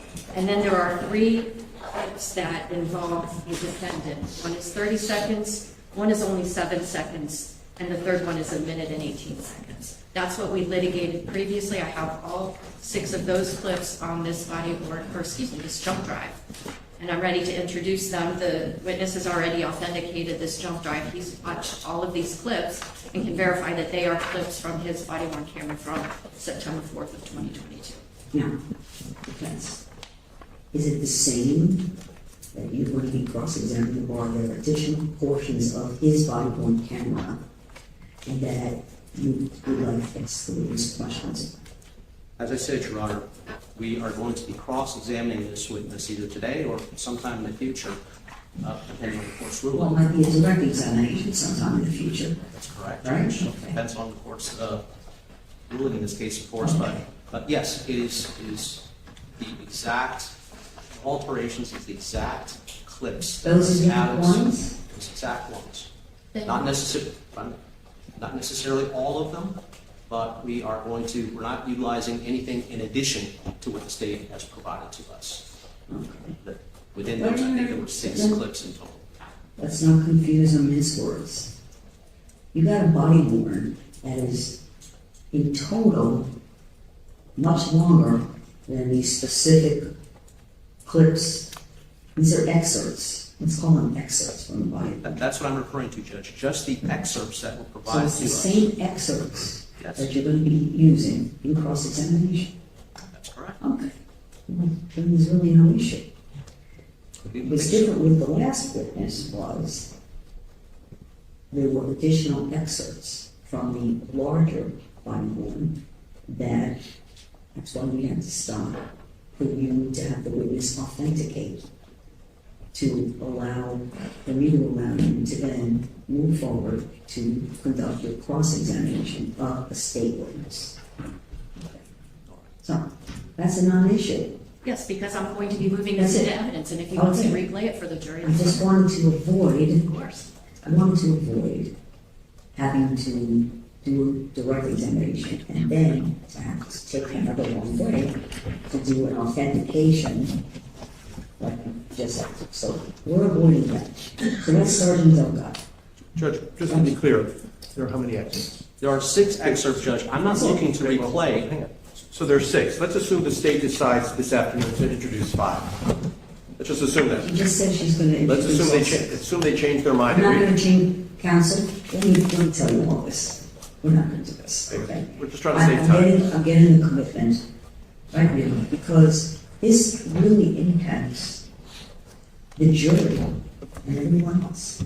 So if I'm giving representation as an officer of the court from the state that they intend to introduce the 6 excerpts. Right? Yes, Okay, absolutely. that's it. So there's no further discussion. There's not going to be a change. That's okay. So that takes care of Delgado.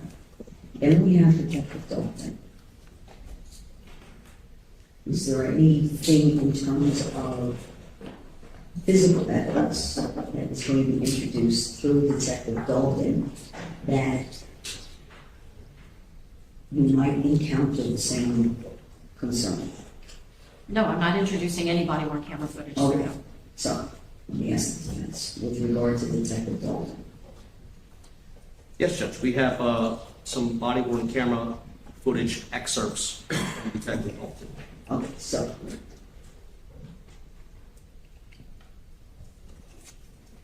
Same situation. no, it's a little bit different situation, because the state's not introducing any portions of the body worn camera. Okay, through the witness. So, that's a witness you have under subpoena, right? Okay, and so when, if you wish to present witnesses in your case in chief, then you will present Dalton, Detective Dalton, in your case in chief. Understood. Okay, so we're going to go back. And back with regard to, now I understand it's the discovery that was provided by the state, and you wish to call that person in your case in chief. Fine, you'll introduce, because it would have been authenticated, introduce the witness, and then they're going to be cross-examined. Okay. What about Mescolotto? That's the attorney, right? Right, that's the attorney who represented the Pinos in civil litigation. Right, okay, so, are there any, what are we doing in terms of documents? The interrogatories that That was already introduced. wasn't they're it? already in evidence, and I just wanted to ask him, and I believe I would be entitled to ask him questions about the facts that he was given to file a motion in that civil litigation. However, I don't think it's going to really make or break the case, and I know the defense doesn't want me to do it, so I'm just going to ask him questions about the preparation of those 2 interrogatories. Okay, because I have the case, and I'm not multitasking, I didn't glance at it though, so I'm not sure. The case that they gave, I don't think is on point in any way, shape, or form to what I'm doing here, but, you know, there's been just so many stops and starts. I'd like the case to have some continuity. You can decide to do whatever you want to do, I'm not going to interfere with that. But if there's an issue that needs to be litigated about that witness, at least we have 2 witnesses before that we can address and move through, and that might be a time we take another break. Understood. Okay, so, and then Mrs. Pino, I think, if that's going to be the last witness For today, yes. for today.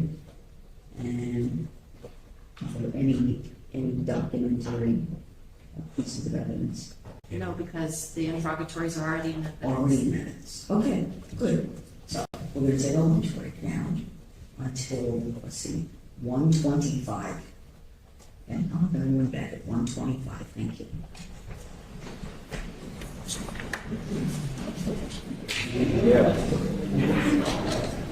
All right.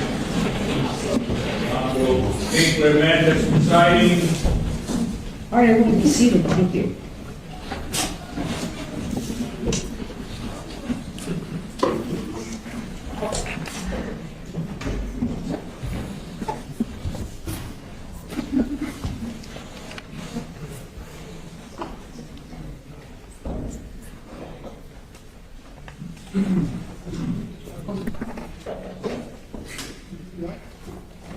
So, ready for me to bring the jury in?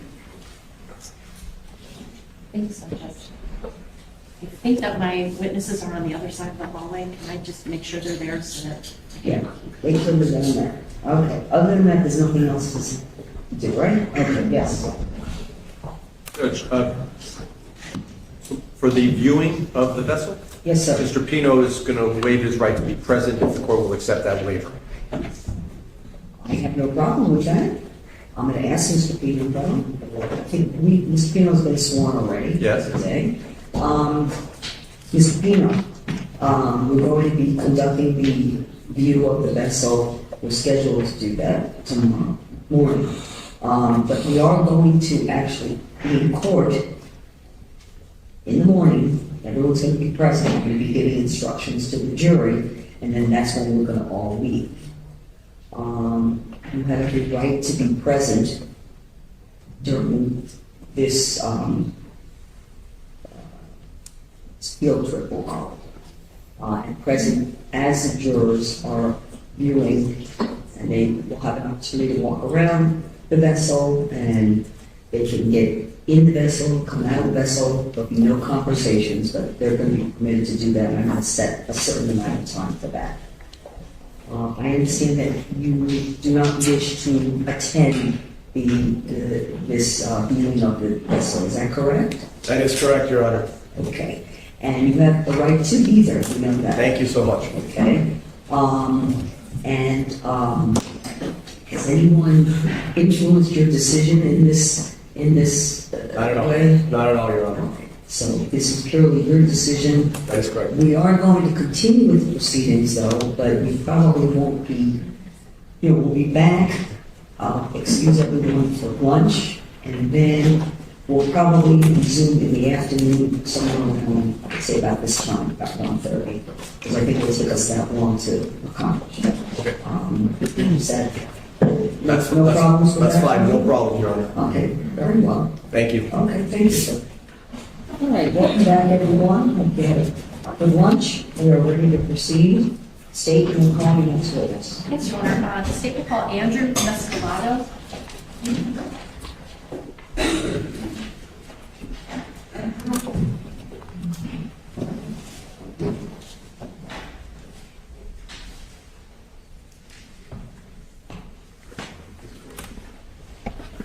Sir, please step forward, face the clerk, and your right hand, be sworn. Do you solemnly swear from the testimony you're about to give will be the truth, the whole truth, and nothing but the truth? You may have a seat, sir.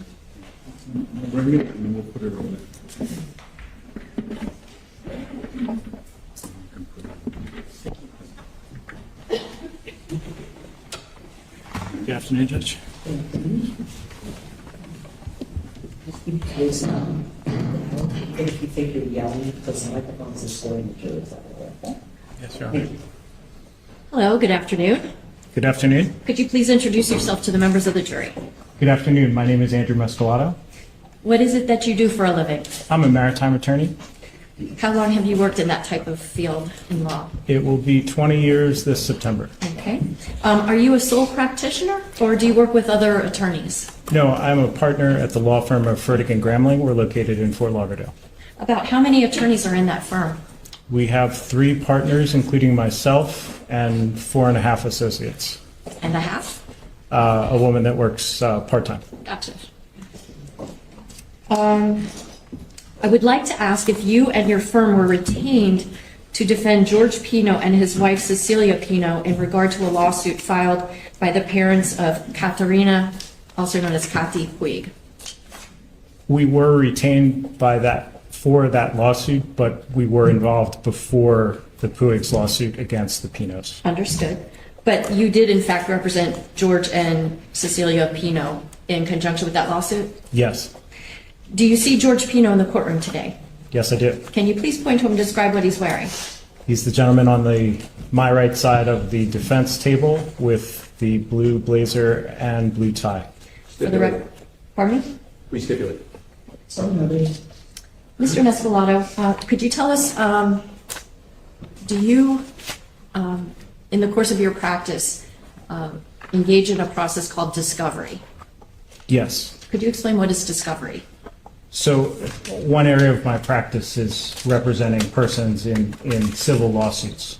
And the rules of court in Florida allow for certain activities in litigation, whether you're the plaintiff or the defendant, to better understand the issues raised by the adverse party, and to gather information you would need to discuss settlement or prepare the case for trial. So the rules of civil procedure allow for, in simple terms, written discovery where you're sending certain kinds of papers to the adverse party, and they also allow for live testimony in terms of a deposition. They allow for medical examinations of people that have injuries. There's various tools you can use to prepare your client's case for trial. Are interrogatories one of those tools? Yes, the written discovery I was describing includes interrogatories. Okay. Can you describe for the jurors what is an interrogatory? It sounds technical, but very simple. It's a list of written questions that your attorney sends to the opposing party, asking questions about liability issues, damage issues, other information that's pertinent to the case. So the questions are sent. The party that receives them has 30 days to read them, object, or answer under oath or under penalty of perjury. In the course of your representation of Mr. and Mrs. Pino, did you receive from the Puig's attorney a list of those questions, also known as interrogatories? Yes, we received 2 sets of interrogatories from the attorneys for the Puigs. One was directed to Mr. Pino, and the second set was directed to Mrs. Pino. Okay. In order to answer those interrogatories, did you have to communicate respectively with Mr. Pino and Mrs. Pino? Yes. And is that because you were not there at the time the subject of the lawsuit occurred, specifically a vessel crash that occurred on September 4th of 2022? In part, yes. Okay. Now, in order to answer a question as to how the crash happened, did you have to rely on information from your clients? In part, yes. And did you tell your clients that the answers that they would give on these interrogatories had to be truthful under the penalties of perjury? Yes. I'm going to show you 2 exhibits which are in evidence. And they are States Exhibits 13 and 12. Are these the interrogatories that you responded to, respectively, as to number 12, George Pino, and 13, Cecilia Pino?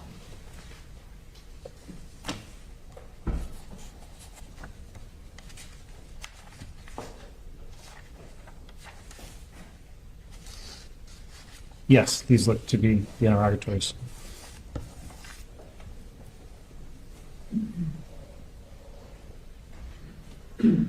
Thank you. I have no other questions.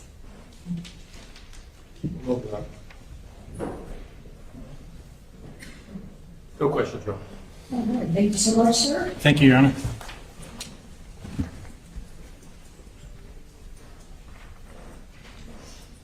Thank you.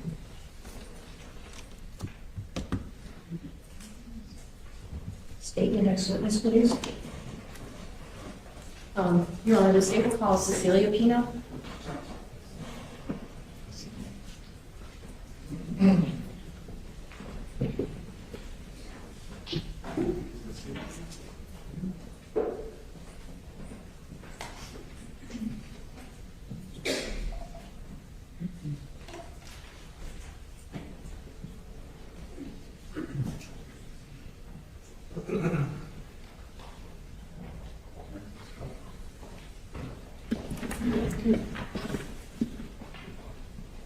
And you can say like to be sworn, thank you. Do you solemnly swear from the testimony you're about to give will be the truth, the whole truth, and nothing but the truth? I do. You may have a seat, Ms. Pino.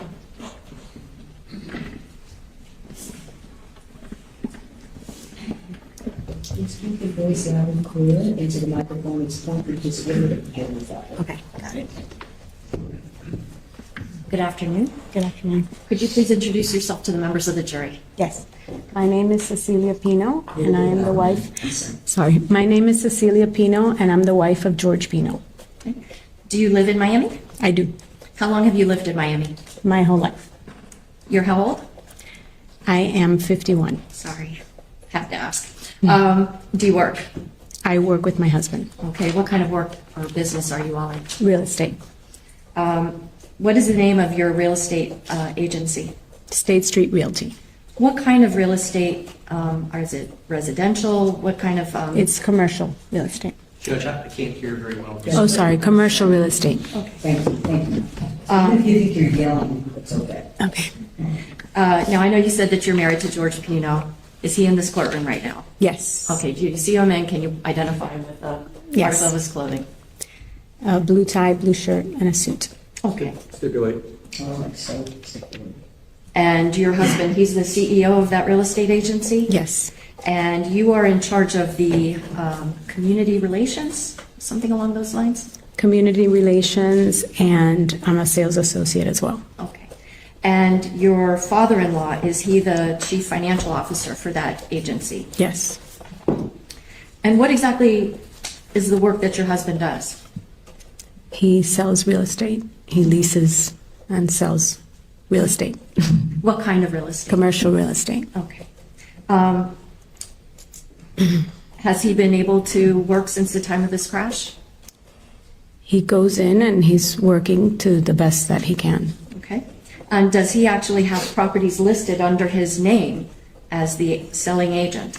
There are several selling agents on all the listings. But is he one of the listed agents on? Yes, he is. Does your husband drive a car? Yes. And has he been able to drive since the time of the crash on September 4th of 2022? Yes, he drives. Has your husband traveled internationally in December of 2022? No. Internationally? No. Did you go out of the country at any time after the vessel crash on September 4th, 2022? We have gone out of the country. Okay. To where? We went, my daughter studied abroad, and we went to Spain to visit her. And when was that?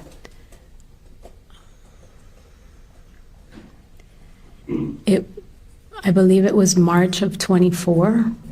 Did you travel in December of 2022? We did. Where? To Seaside, Florida. To where? Seaside, Florida. Where's that? The Panhandle of Florida. We're near Pensacola. And what was the purpose of that trip? We went on a vacation. Okay. I want to call your attention to the Labor Day weekend of 2022. Was there a birthday party celebration for your younger daughter? Yes. And she was going to be turning 18, is that right? Yes. How many girls were invited to attend the festivities over that weekend? There were, including my daughter, 12 girls. Okay. Where were they supposed to stay for that weekend? We rented a house that we all stayed in. Okay. Was this house like a mansion? No. Can you describe to the best of your ability what it looked like? It was a typical normal house. It had about three bedrooms and bathrooms. Okay. Did you guys have inflatable mattresses for some of the girls? I believe we did, yes. Was there a party planned for Sunday night of September the 4th of 2022? Yes. And was that supposed to be at a place called The Point? Yes. Who coordinated that party? My husband did. Were you involved in the planning or paying for that party? No. Before that party, did you and your husband take these 12 girls, including your daughter, out onto Biscayne Bay? Yes, we did.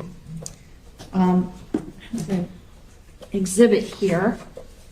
It states exhibit number 8 in evidence. Can you take a look and tell me if this list represents the people that went out that weekend on the boat with you and your husband, including you and your husband? Yes, that's correct, yes.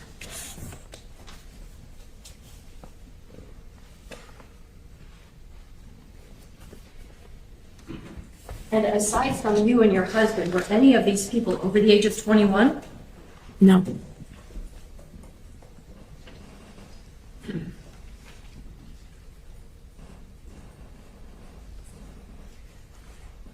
When you went out into Biscayne Bay that day, was this the first time your husband had ever operated that boat? No. Had you ever operated that boat? Yes. How up on that day on September the 4th of 2022? Can you tell the jurors, did you operate that boat? No, I did not. Who was the only person that operated the boat on September 4th of 2022? My husband.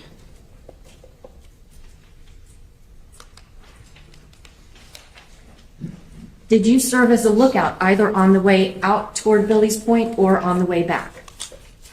I don't remember. Okay. Was there a cooler on your boat that had alcoholic drinks that afternoon? There was. Did you film a video that afternoon of the girls singing and dancing along to the song Uptown Girl? I don't remember the song, but I did film the girls dancing and singing. Okay.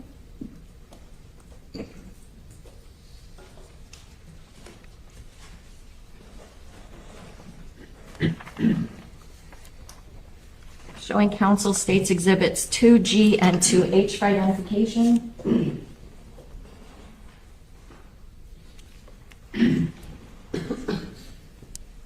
Mrs. Pino, I'm showing you states 2G and 2H for identification. Yes. Do you recognize what these photographs represent? Yes. Are these accurate photographs of what a bottle of Chambord and what a bottle of Prosecco looks like? Yes. The state moves 2G and 2H for identification and evidence. No additional objections. State Exhibit 2G, previously marked for identification, will become State Exhibit number 20 and 2H 21.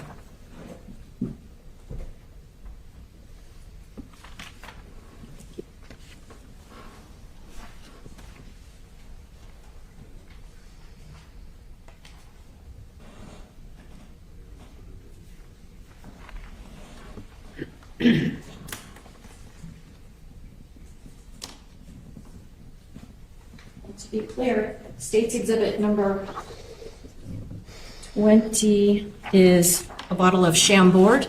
Correct. What is Chambord? It's a liqueur. What kind of flavor does it have? Like a berry flavor, I think. Okay. And then State's Exhibit number 21, a bottle of Prosecco? Correct. Is that kind of like champagne? Yes. Do you ever combine Prosecco with Chambord? Yes. Did you on September 4th, 2022, while out at the sandbar? I did. I had in a Yeti. I put some Prosecco and a little splash of Chambord. Okay, and how many of those did you consume? I had one or two. Okay.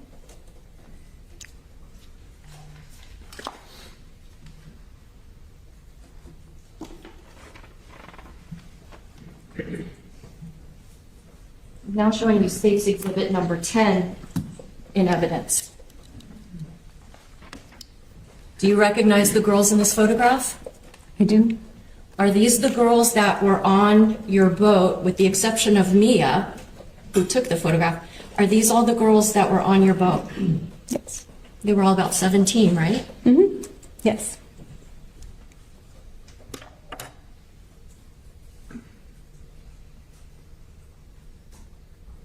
Do you know how it is that your husband wound up smashing into channel marker 15? The accident, how it occurred? How did he wind up crashing into it? I do not know. Why not? I was looking at my phone trying to send a text to the moms, a video of the girls dancing. I was trying to send it to the moms, and I remember looking at the blue line and being upset and frustrated that it wasn't going through the text, and I was looking at my phone. I'm showing you now State's Exhibit number 1. Who is this? Lucy.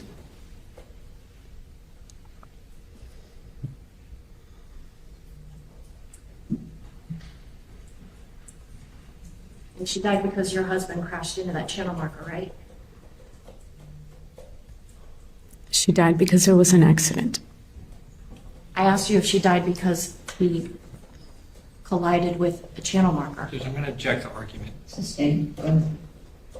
Anything else? Sustained. No other questions? Ross? Judge, can we have a brief sidebar? Very good. No questions at this time.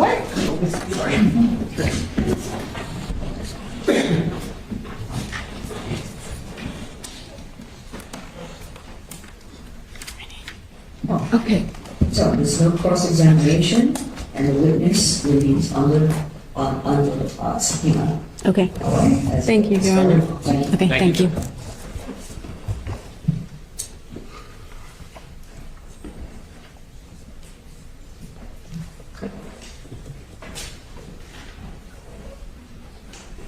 State, you may call the next witness.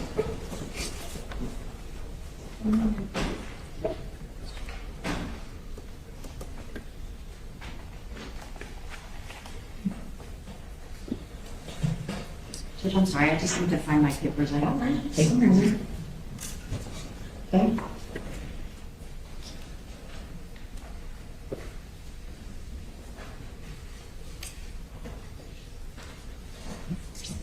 Peter Delgado, please. Sergeant Peter Delgado.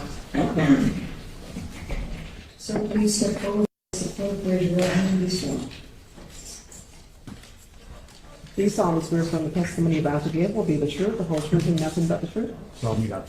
You may have a seat, Sergeant.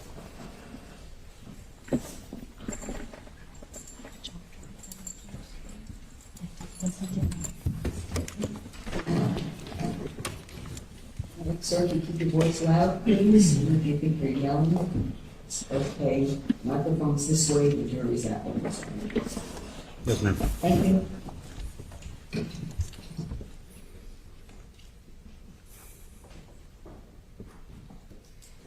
Good afternoon. Could you please introduce yourself to the jurors? Good afternoon. My name is Peter Delgado. I am a sergeant with the Miami-Dade Sheriff's Office, pardon my voice. Yes, ma'am. Okay. How long have you worked for the Miami-Dade Sheriff's Office? I've worked for the Sheriff's Office for 10 years now. All 10 of those years, has it been called the Sheriff's Office? No, ma'am. Can you explain to the jurors what the change was? Yes, ma'am. We recently had a transition from the Miami-Dade Police Department to the Miami-Dade Sheriff's Office. 1961, we were a Sheriff's Office. We became a police department, and we are now a Sheriff's Office again. Okay. Has that transition changed the type of work that you do as police agency? No, ma'am. We still have all the same functions. Can you tell the jurors, what is your current position within the Miami-Dade Sheriff's Office? Yes, ma'am. My current position is Sergeant of South District. I'm one of the supervisors in the south end of the county. It's the largest area in Miami-Dade County. Been a supervisor now for 1 month down there. And when did you become a sergeant? May 11th. Okay, well, congratulations on your promotion. What is it that you were doing prior to becoming a sergeant? So my prior assignment, I was assigned to the Marine Patrol Unit Underwater Recovery Team. And how long did you work in that capacity? 6 years. Okay. Now, I want to ask you, what is your day-to-day life like now as opposed to what it was when you were with the dive squad? Yes, ma'am.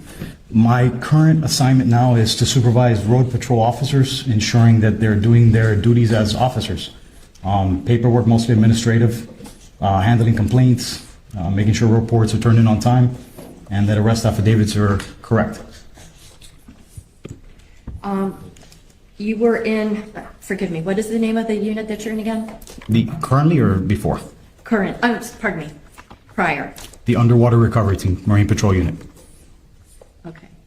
Is it fair to shorthand it with Marine Patrol? Yes, ma'am. Okay. When did you go into that agency or that part of your agency? I believe it was November 2019. Before that, what were you doing? I was a road patrol officer in the Hammocks District of Miami-Dade Police Department. So were you one of the officers that you now are tasked with supervising? Yes, ma'am. Okay. What is it that fostered your transition from working as a road patrol officer to going into the Marine Patrol? I had a passion for diving as a child. I became a police officer like my father. We had a dive shop when we were growing up, and I was able to mix both professions into one. Okay. Could you tell the members of the jury what kind of tasks were you called upon to do when you were in the Marine Patrol unit? My primary day-to-day tasks as a Marine Patrol officer was evidence searches, vehicle searches and recovery, unfortunately person recoveries, article searches, anything of value that a bad guy would throw in the water, we would go search for. I want to ask if on September 4th of 2022, were you working as a Marine Patrol officer? Yes, I was. Did you receive a call to go out to an area of Biscayne Bay where a boat crash had occurred? Yes, ma'am. Do you remember about what time of the day it was that you got that call? It was noontime, I'm sorry, later in the afternoon, around 6:30, 7 o'clock approximately. Where were you when you got that call? I was at Black Point Marina. Is there a police station of sorts there? Yes, sir. Marine Patrol has 3 operational offices. Black Point Marina is 1, Matheson Hammock Marina, and Pelican Marina. Okay. Are you the only person that's at that location, Black Point Marina, when this call comes in? No, ma'am. Were there other officers that you go with to this call? Yes, ma'am. Now, because you were a member of the underwater recovery team, would it be normal for you to go out on a call like this? Yes, due to the fact that, we are boat operators as well. Got it. So who, if anyone, do you get on a police patrol boat with once you get that call? I got on the vessel with, at the time, Officer Bobby Bruto and I believe Thomas Kennedy. What was the staffing like for that weekend? That weekend, it was because it was a holiday weekend. We usually have all personnel working, so it was a little bit more beefed up than usual. Even if it took a while to ultimately get to the scene where help was needed, did you ultimately make contact with a person that you later learned was named Luciana or Lucy Fernandez? Yes, ma'am. Can you describe for the jury, where was that location? It was on the scene of a boat crash, marker 15 at Cutter Bank.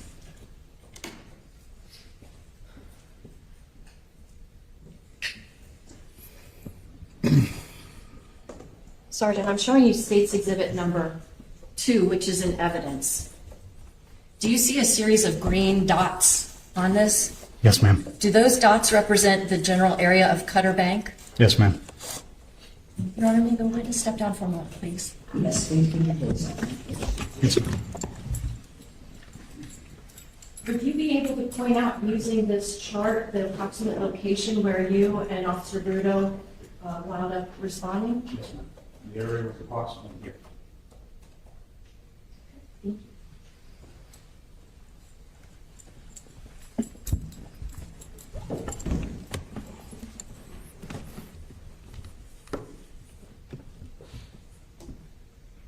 Can you describe for the jurors what's happening when you get to that location? What do you see? Upon arrival via vessel, we observed the medical helicopter, Miami-Dade fire helicopter, dropping down a paramedic, I guess with some sort of harness. I don't know exactly what the terminology would be for it. And several vessels with people on board. Okay. Are you familiar with the police term to arrive on a 3? Yes, ma'am. Can you explain to the jurors, what does it mean to arrive on a 3? Yes, ma'am. To arrive on a 3, a code 3 in Miami-Dade County is a high priority emergency, which means arrive with lights and sirens. Was the police boat that you were on equipped with emergency lights? Yes, ma'am. Do you guys use sirens too on boats? We do have sirens. Can you describe, once you arrive there, do you see a person that is having CPR performed on her? Yes, ma'am. It was a very chaotic scene. A lot of people everywhere. Once we got up to the boat that the bystanders that were attempting to help were on, and we identified that they were actually doing CPR on Lucy Fernandez, we went boat to boat and began to board the vessel to render aid. Once you get onto the vessel where Lucy's at and CPR is being performed on her, are you all able to put her on a backboard? Once we board the vessel, yes, we did. What is the importance of having a backboard for something like that? The importance, especially out on the water on a trauma victim, is for stabilization of the patient. It's to make sure that if she has any injury that we cannot see, especially to her spine, nervous system, brain, to try to contain it as much as possible because we don't want to hurt her. Can you describe the process by which you actually strap somebody to the backboard? Yes, the backboard has several straps, and we do cross-body strapping to the victim to make sure that they're secure. Do you have to tuck in their arms? Yes, ma'am. How do you do that? We try to cross them across their chest temporarily, just to make sure that we don't cause any more injury or entrap them while we're moving them. Once Lucy is placed onto the backboard, are you and your coworkers able to transfer her from the Good Samaritan boat onto a police boat? Yes, ma'am. Was it the same police boat that you had arrived on? No, I think it was a different vessel. At that point, it was a larger vessel. Do you know an officer by the name of German Alec? Yes, ma'am. Was he there at that scene? Yes, ma'am. Did he have a boat that was a little bit bigger than the one that you and Officer Bruto had been on? Yes, ma'am. The Officer Bruto and myself responded in what we call an 850 impact, which is a soft collar boat with 2 engines. Officer German Alec at the time responded with the triple engine contender. It's about 35 feet long. Is it a bigger boat? It has a lot more room in the back to perform our duties. Is it a faster boat? Yes, it is. Now, what was the weather conditions like that afternoon going into the early evening hours? It was a light chop in the bay. It was a pleasant day for the most part. A little bit of chop in the bay. Even if you're on a larger vessel like a contender and the seas are relatively calm, if you're speeding through the waters, is it going to be bumpy? Yes, ma'am. Can you describe? So while you're moving underway, especially as you're picking up speed, you're going to go over chop, and that's going to cause vibration and movement in the vessel. Especially when you're trying to get on plane, the waves are hitting further back, so you're still receiving impact and motion on the vessel. What do you mean when you're on plane? I'm sorry. That's okay. When on plane, it means that your vessel is almost at the best running angle and speed, where you're touching the least amount of water and creating less drag. So that's where your vessel becomes more optimal for traveling at speed. Was the Elliott Key Ranger Station the closest place to where you were at that time that a helicopter could land? That is usually the case because it has a big clearing that we use. And usually those helicopters, because we can't just land them anywhere, that's usually the spot that we land them. Do you, in fact, remain on the boat that Lucy was placed on when it starts to depart? Yes, ma'am. And was it heading toward Elliott Key Ranger Station? Yes, ma'am. Can you describe what was going on the back of that boat as you were en route to Elliott Key? Yes. Judge, 9401, 9403. Go ahead. While in emergency mode, while performing CPR, we were on the vessel. We were with the paramedic. The paramedic was attempting to intubate and to get a positive airway for Lucy while we were doing CPR and trying to get the AED machine, the defibrillator, to try to see if the machine, if she was in what we call defibrillation, to get her heart started again. So we performed CPR to the best of our abilities while underway. It was very hectic, but we did the best we could until we got to the ranger station, or to Elliott Key. Have you had to undergo certification in and training in performing CPR on someone? Yes, ma'am. How many times have you gone through that type of training? We do a yearly training, and I am one of the instructors. In a best case scenario, patient is on flat ground. Is performing CPR easy to do? No, ma'am. It is extremely strenuous and very physically demanding. Can it sometimes result in bruised ribs or even broken ribs when done properly? Yes, ma'am. Did you perform CPR on Lucy yourself the whole way, or do you rotate out with other officers? No, ma'am. I did not perform CPR solely myself. We rotated amongst the other officers due to fatigue, and we wanted to maintain the correct rhythm and depth of compression. So we all rotated. Does there come a point in time when you wind up actually at the Elliott Key Harbor? Yes, ma'am.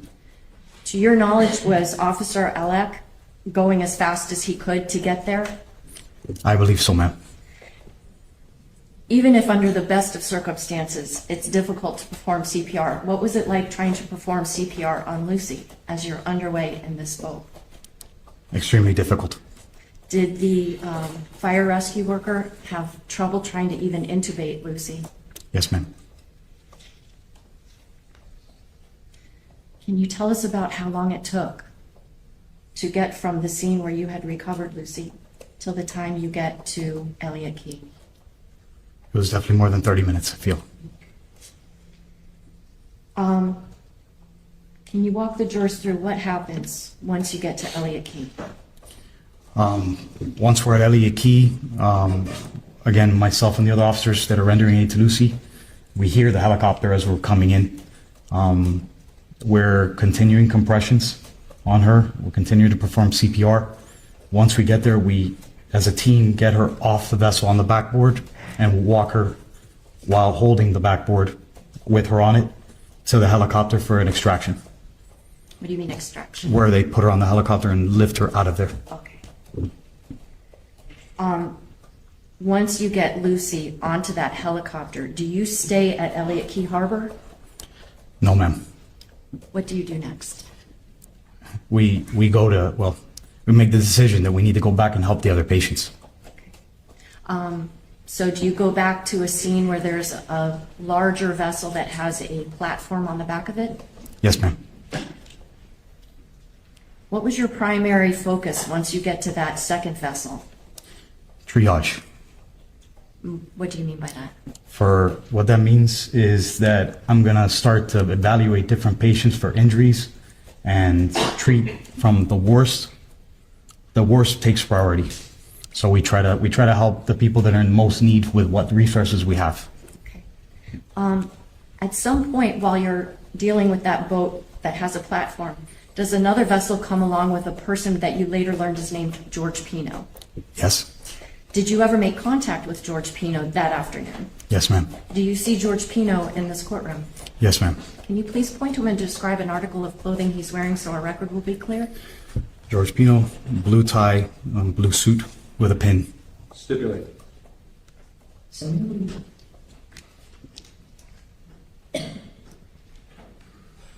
In your mind, at that time, was George Pino a criminal defendant?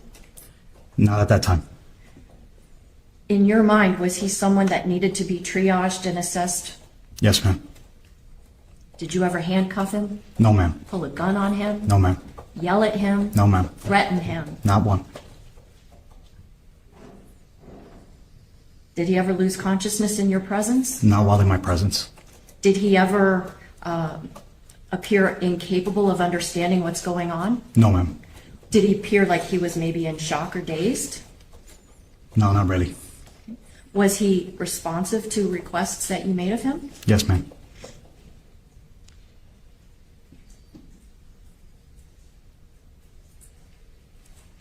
At some point, do you wind up leaving that secondary vessel and terminating your work for that crash that day? At the end of the shift, yes. Okay. I want to ask if you were asked to come back to the Cutter Bank area the very next day. I was. Can you explain to the members of the jury what was the purpose of you going back out there? Yes, ma'am. So, as part of being a Marine Patrol diver, part of our responsibility is to assist other agencies with evidence searches or whatever it is they need. We responded to conduct an evidence search of the crash site. I want to ask you a little bit more about your position specifically as a police diver. For how long have you been a police diver? At the time, approximately 3 years. Did you have to, even if you already knew how to scuba dive, did you have to take specific training in police diving that would be different from like recreational diving? Yes, ma'am. I have extensive training. My current title is Master Scuba Diver Trainer and Specialty Instructor. Can you describe what the difference is between recreational diving and diving for police business? The difference is that as for recreational diving, you would be looking at fish, or it would be joyful. Or when we do police diving, it's for a single purpose, and that is recovering evidence, things of evidentiary value. Can that even be at nighttime? Yes, ma'am. Can it be in murky waters? Yes, ma'am. Can it be in waters where you hardly have any visibility? Sometimes zero. And can it mean sometimes retrieving dead bodies? Yes, ma'am. In this particular case, when you went out to Cutter Bank to assist with the police diving, who was the agency that was leading that effort? FWC, Florida Fish and Wildlife. If any evidence was recovered from the bottom of the bay, who would be responsible for ultimately impounding it and preserving it as evidence? It would be FWC. Okay, but you're there just to assist? Yes, ma'am. How many times over the course of your career by that time had you done police dives, do you think? Police functions, hundreds at that point. Okay. Now, was this near the Cutter Bank channel? Yes, ma'am. I want to ask you if you can tell the jurors a little bit about what the channel markers for that channel look like. There are a set of, there's basically, it's a channel that runs approximately north and south. There's 2 sets of channel. There's markers on the right side of the channel, markers on the left side of the channel, or east and west. They are green on the east side of the channel, and they are red on the west side of the channel. And usually the color distinction or means red right return is the term we use. That lets you know that you're heading into land, or that land is on that side. And that lets you know that your orientation if you're traveling without a GPS or anything like that.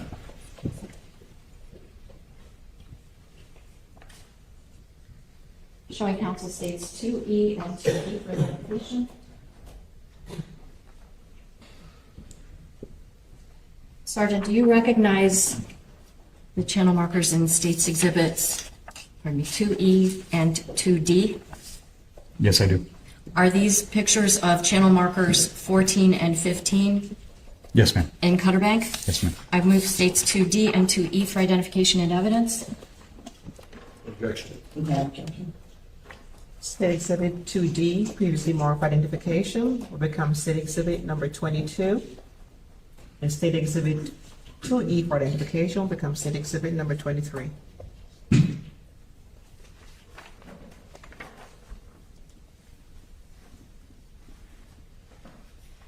So Sergeant, I'm going to first ask you about State's Exhibit number 23. I see a red triangle with the number 14 on it. Yes. So if this triangle shaped red marker is in Cutter Bank, where would we know to look for that on that chart that I just had? That marker would be if you're traveling southbound down that, it should be on your right-hand side or port side. Let's make it a little easier for the jury. I'm going to show you now State's Exhibit number 1C. Pardon me, let me show this.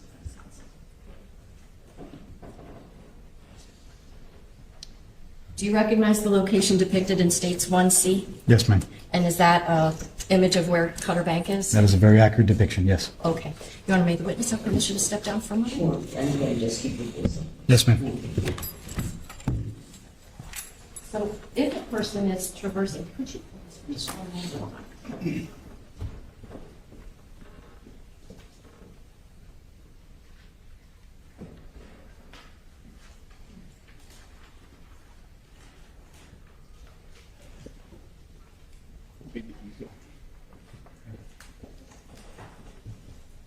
So, if a person is going from the north to the south. Okay, on what side of this exhibit would the red triangle markers be? The red would be closest to land, which would be this side. Okay. And so looking at State's Exhibit number 23, channel marker 14, where would that be in relation to this channel? Is it toward the northern part or to the southern part? Southern part. So that would be there. And now if I look at State's Exhibit number 22, we have a green square channel marker. Where would that be located in relation to Cutter Bank? Directly across from 14 here. I'm sorry, I need you to keep your voice up. Sorry, ma'am. It would be right here across from 14. Okay, so can I ask you to hold on to State's Exhibit number 23? And you hold that up, and I'll hold number 15 up. Is this kind of like an approximation of what we would see as we're approaching channel markers 14 and 15? Yes, ma'am. Thank you. Permission, say your honor.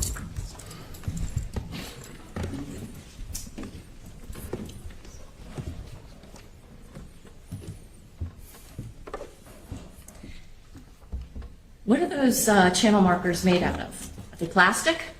No, ma'am. What are they? Usually the channel markers, especially in that area, they're made of steel columns. And the channel marker itself, the one that has numbers and the colors, is usually aluminum. Okay. And can you describe what type of aluminum this would be? Like a stop sign. It's a very, very robust piece of metal. Can you describe what happens to things that are in salt air and salt water? Yes, ma'am. Well, they're frequently replaced due to corrosion. They rust. Are they prepared with any specific type of paint to try to help prevent that? I believe so. I think they almost use the same stuff that we use on the street signs here, like the stop signs, so that they last longer to the elements. Have you ever operated a vessel in that area at nighttime? Yes. Are you able to see the channel markers at nighttime? It's very difficult until you're very close. What about in the daytime? Is it difficult at all to see the either red triangles or the green squares? From my perspective, on a clear day, no.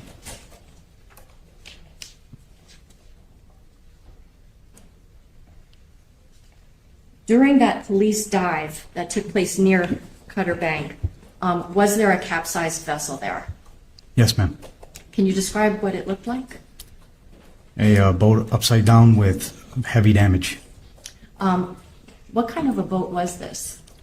I don't remember the exact make and model of it. I know it was a twin-engine vessel. Did it have a canopy? I believe it did. I'm sure it did. It was just, I think, underwater or destroyed. Okay. Did you locate anything in the vicinity of that capsized vessel during your police dive? Yes, ma'am. During the evidence search, I was tasked to look for small articles. I ended up myself locating several cell phones and I believe a set of earrings.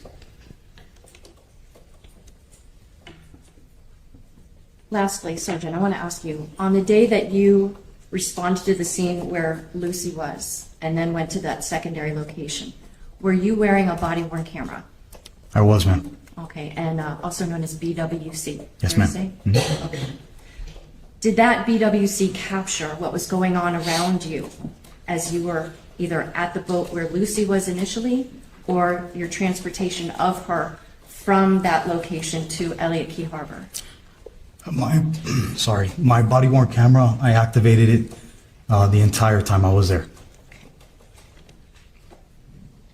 Were clips of that body-worn camera footage prepared for the jurors? Yes, ma'am. So we don't have to sit here for hours watching you traverse, say, from Black Point Marina up to Boca Chita? Correct. Okay. Did you have an opportunity prior to this trial to look at each of those clips that were isolated for you? Yes, ma'am, I did. And were those clips true and exact copies of what your original complete body-worn camera footage was? Yes, ma'am. And after viewing those clips, did you actually affix your initials to the jump drive that they were placed onto? I did, ma'am. For the record, I'm showing counsel states 2F for identification.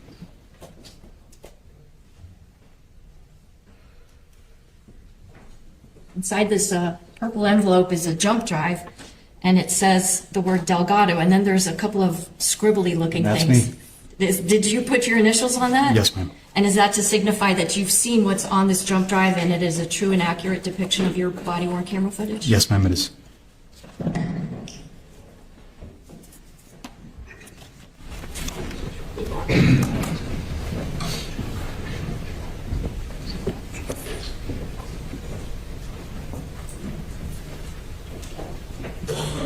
Yeah, if I may just have one moment.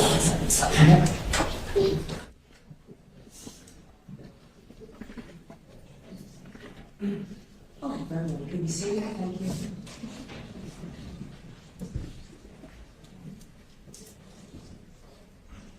You want to post it? Can you see? Yeah, I'm good. Just for the record, this is going to be digits number 1 through 6. 24. Thank you. This is states 24. There's clips that are labeled 1, arrival in triage, 2, transfer Lucy, 3, arrival at JP boat. The next one is Pino 1, then Pino 2, then Pino 3. I'll just play them in series if that's all right. Yeah.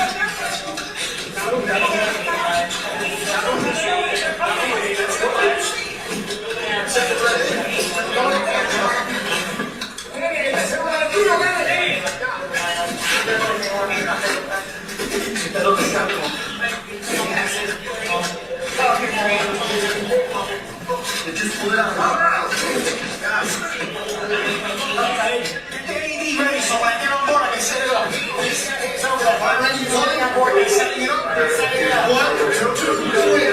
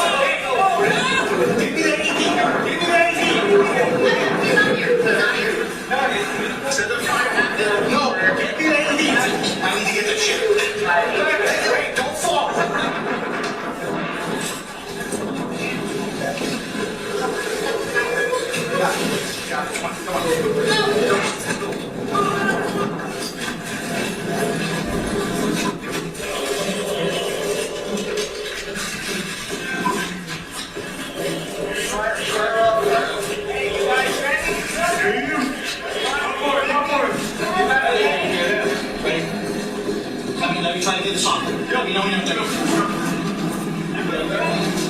You guys know we're going.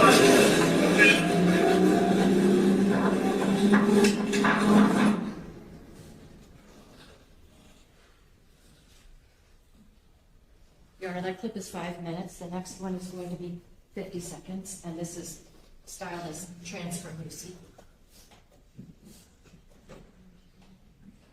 Your Honor, unless my memory is failing me, I don't recall these ever being displayed in court.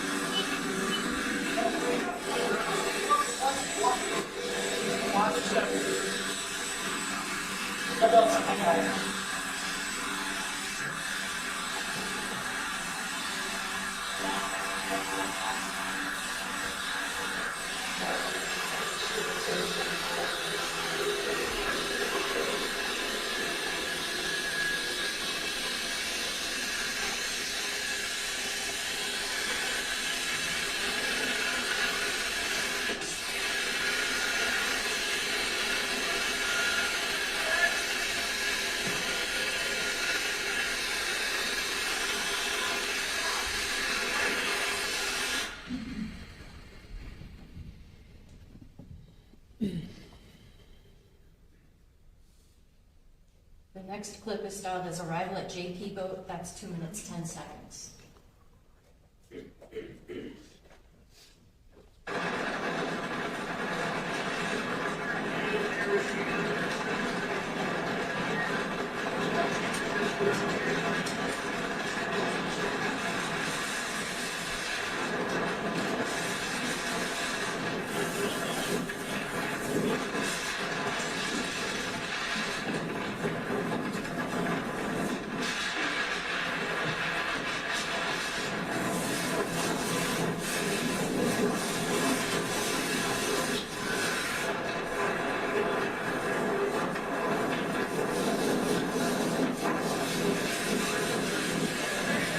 That's the one vessel. 3 million bargains.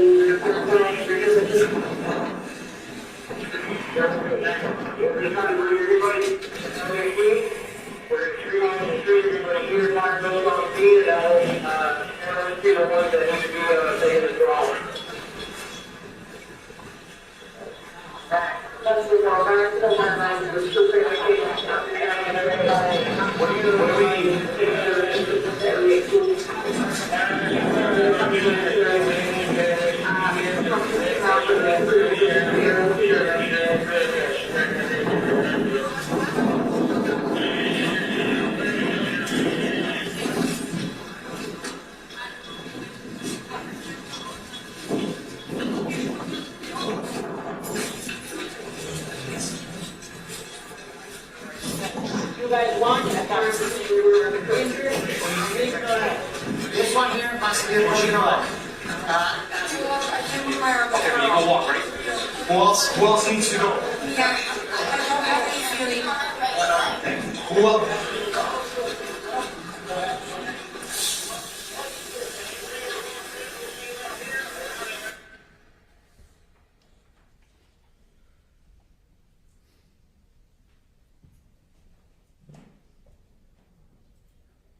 The next clip is titled Pino 1. It's 30 seconds long. Who else needs to go? Who else?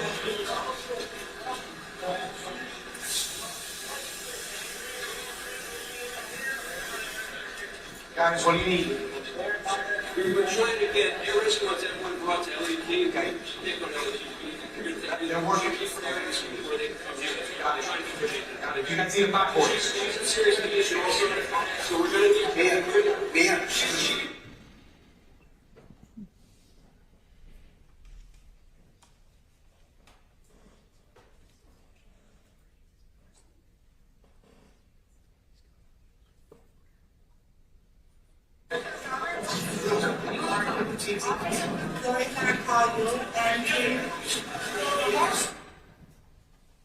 That was only 7 seconds, Your Honor. Okay.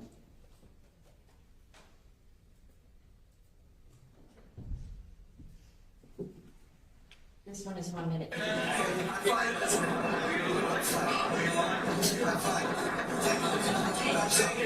Thumbs up. Take care of that over there. You got a link in the back of your head. Yeah. All right. I take your record. I think I get here. I got a back here. Right. Do not close your eyes. Hey, are you guys going around yet? Do you have any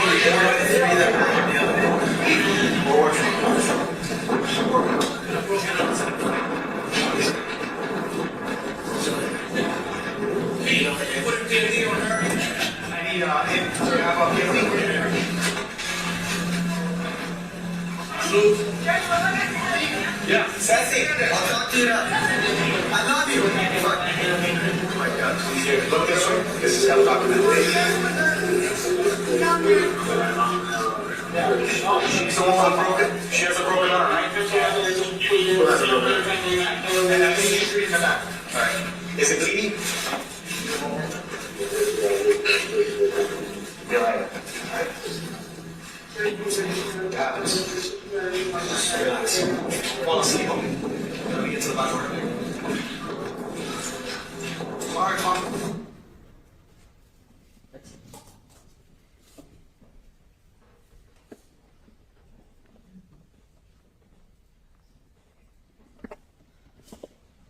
All right, I'm ready to address.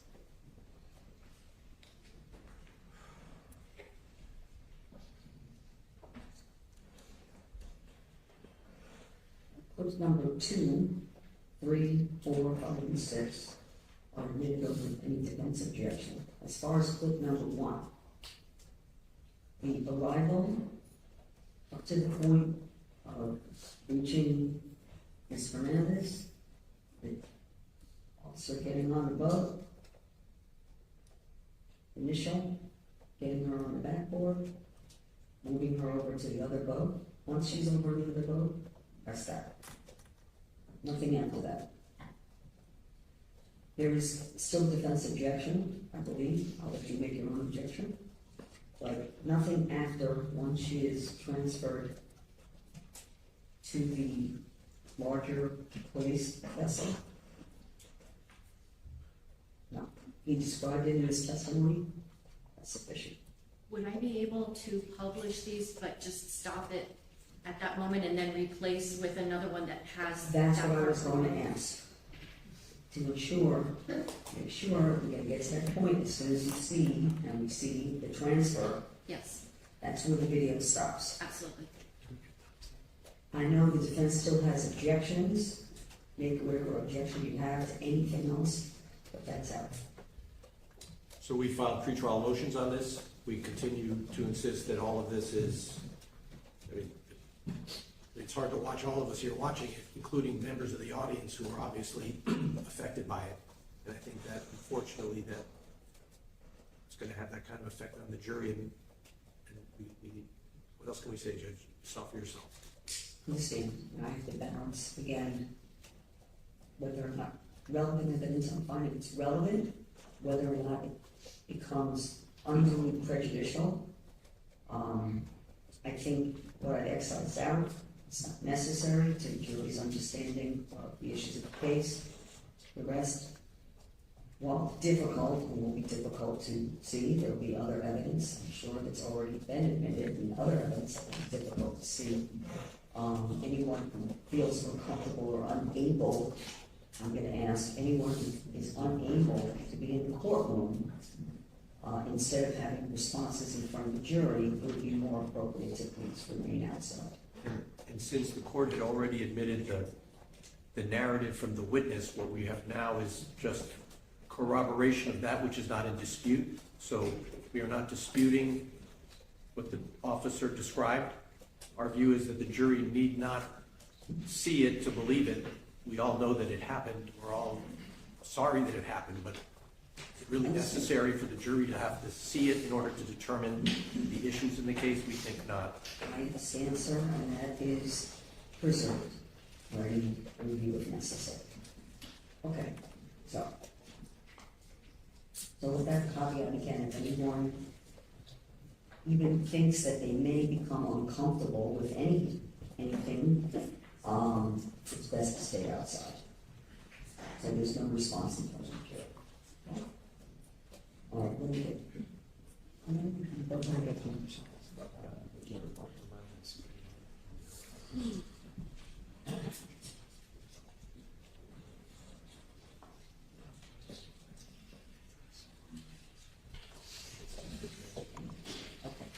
And if anyone's going to be outside, Renee's bringing the jury, when he brings them back and forth, just be very certain not to display any kinds of, and this, again, is a general comment to everyone, please not to display any kind of emotions. So that the instructions are clear, because the record doesn't have what you've seen. The moment when clip number 1 stops. Do you want the witness first before I bring the jury? Yes. So that as for clip number 1, the jury will not be observing the administration of CPR? Is that? Once there's the transfer to the larger vessel, which is then brought to the helicopter. That's in clip 1. That's when it stopped. That's when it's going to be stopped, upon the transfer onto the other boat. May I ask if I can just very quickly go to the very end of that, just so that I can give the exact counter number where that is? Then I recall another clip at the helicopter where there's CPR being performed there as well. All right. Is the court allowing that? Was at the back end of the helicopter transfer, right? At the end of the second clip, you could see inside the helicopter that there's CPR being performed. In the background, I think. In the background. Let me double check. Okay. I'm sorry, I couldn't hear the ruling. That can stay. Over objection. Thank you. Judge, do you want him to take the seat now? Come on. Judge, can I just have one moment just to look at the mark where I... Okay. So, very happy. Right in the...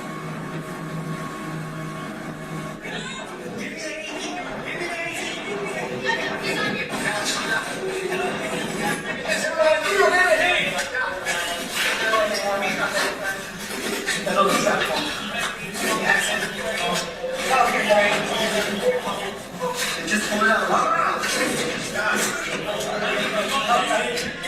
Ready, so when I get on board, I can set it up. It's over. When I'm ready to get on board, I'm setting it up. You're setting it up. 1, 2, 3. I will stop it, Judge. The counter is at 1 minute 34 seconds. That's where you're going to stop it. Yes. Okay.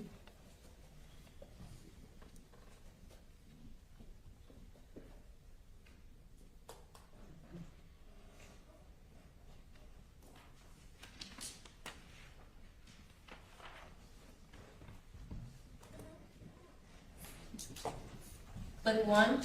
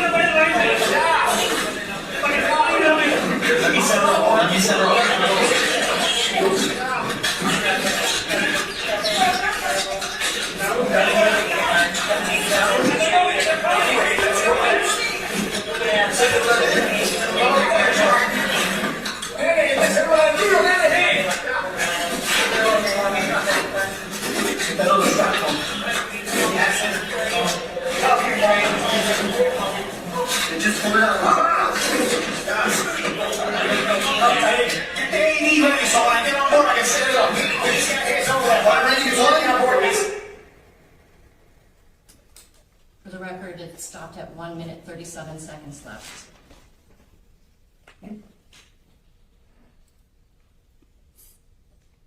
Publishing clip number 2.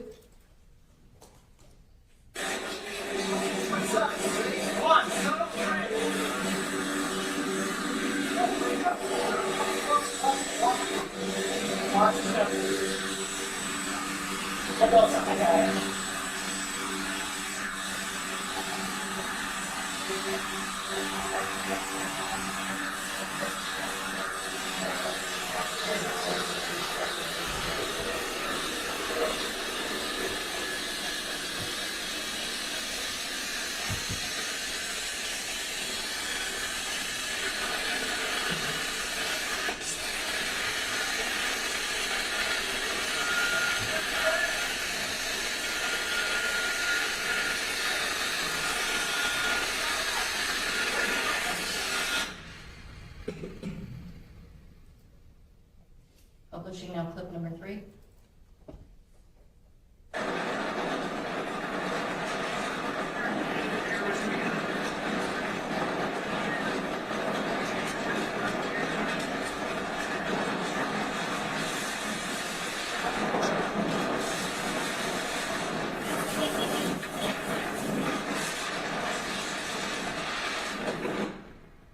Sergeant, may I ask you a question? Yes, ma'am. Would you, Your Honor, may you have permission to speak over here? The first 2 clips that we saw pertain to you arriving on the vessel, pertain to you arriving on the vessel that Lucy was on and then transferring her to the helicopter. Is that fair to say? Yes. This 3rd clip, where are we seeing you now? This was already, it's already, the sun setting here. Looks Hold on, let me play a little bit of it. Sorry.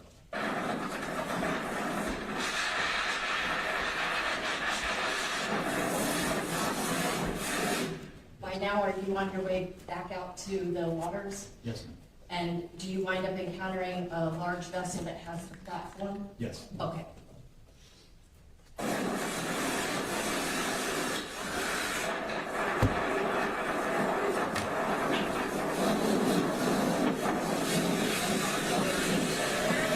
Not from one vessel.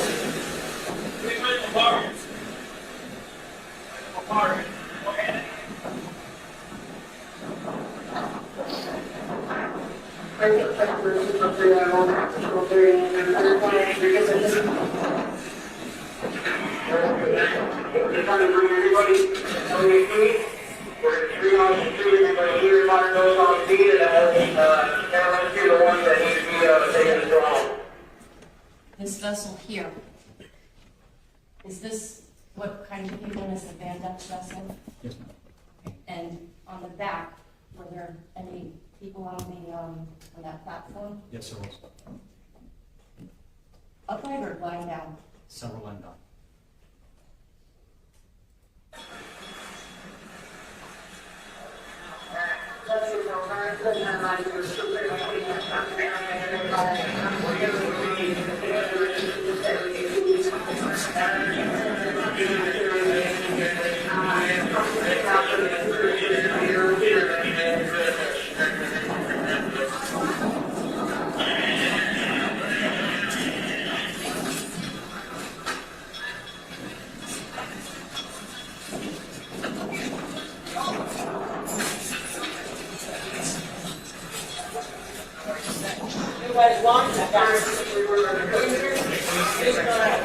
This one here must be a broken arm. Okay, but you can walk, right? Who else needs to go? Yeah, I don't have any feeling. Who else? The person that's standing here with like the pinkish bathing suit, who was that person? That was a defendant. I can't hear you. Sorry, that is the defendant, George Pino.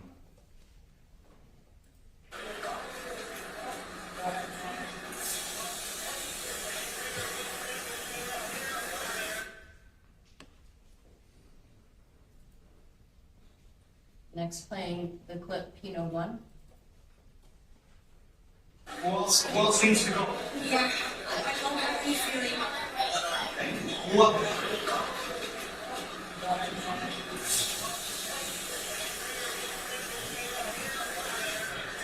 Guys, what do you need? We're trying to get your response and everyone go out to LCP. You can't go to LCP. They're working. Before they Got it. You guys need a back for She's in serious condition also. So we're gonna need. Mia.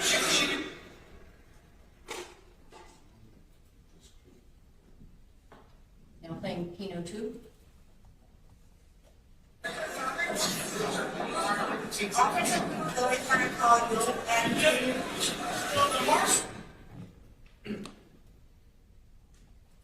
And now playing Pino 3.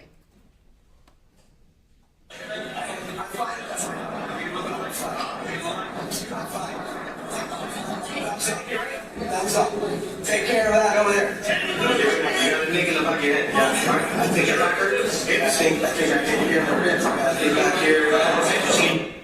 Sergeant, let me ask you, is this you communicating with the defendant at this moment? Yes, it is.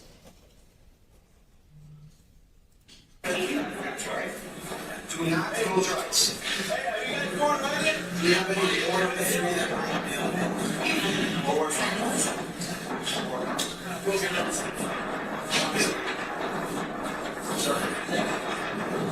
They put a PFD on her. I need him. Sorry, I'm up here.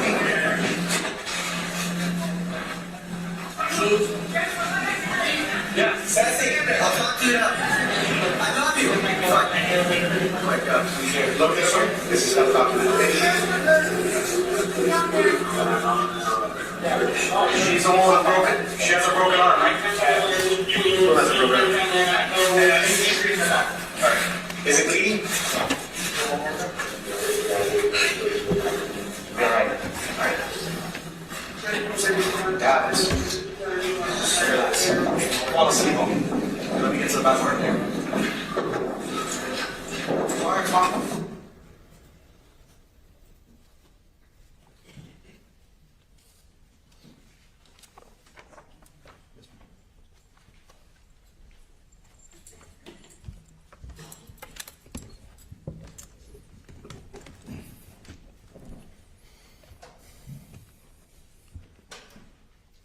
Sergeant Delgado, are you familiar with the term PFD? Yes. What is a PFD? It's a positive flotation device. It's a device that we use on the water. It's when you're boating, if you fall overboard, it keeps you afloat, face up. So Also you don't. known as a life jacket? Life jacket as well. And you made sure to put one on George Pino before moving? Yes, ma'am. No other questions? Us? Yes.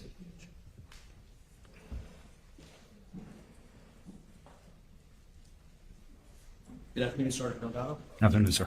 I'm Mark Shapiro. I represent Mr. Pino. You and I have met previously, haven't we? Deposition, I believe. That's correct, sir. Any person, any civilian that is brought onto a vessel of the Miami-Dade Police Department, now Sheriff's Office, it is the policy that a personal flotation device be put on that person. Is that right? I don't know if it's written in policy, but it's a procedure that we use to look out for the well-being of the person. What is the law in Florida as to who must wear a personal flotation device? Objection calls for legal conclusion. If you know. Sustain. I'll instruct the jury. Minors under a certain weight. Sustain, you don't answer. Oh, sorry. Sergeant Delgado, persons who are 6 years of age or less must wear a personal flotation device if they're on a moving vessel. Is that correct? Correct. So if you're over 6 years old, there is no requirement that you wear a personal flotation device, right? No, sir. And I presume that in your time at the Marine Patrol, you would often patrol the sandbar areas around Elliott Key. Is that correct? That is correct. And on any given weekend during the summer at the sandbar near Elliott Key, there are a number of boaters out there. Is that correct? Yes, sir. The vast majority of those boaters are not wearing Objection, relevance. personal flotation Objection, devices. relevance. Excuse me. No, go ahead. The vast majority of those boaters are not wearing personal flotation devices, are they? The vast majority, no. Now, somebody will get a ticket if their 6-year-old or less is not wearing a personal flotation device, right? That's correct. But again, adults have the option, there's no requirement that they wear one. Correct. But for safety reasons, the county wants any civilian brought upon any of their vessels to have a personal flotation device put on. Is that right? That is correct. And that is for liability purposes, isn't it? I believe so. Because the county doesn't want to get sued. Believe so.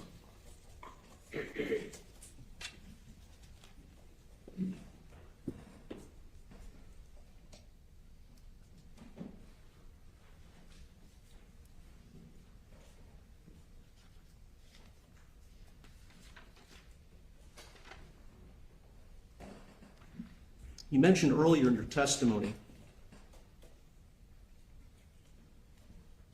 that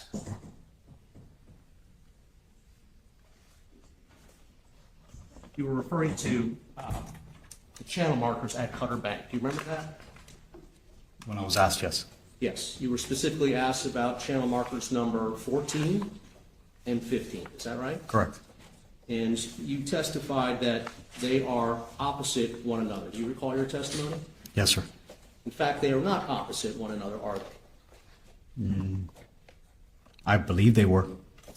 Isn't it true that channel marker 14, the red triangle channel marker, is well to the north, at least a couple hundred feet to the north of channel marker 15, which is to its south? I don't recall that part. If that in fact is the case, then you would be mistaken in your earlier testimony that they are opposite one another. Is that right? If that is true, then I would be mistaken.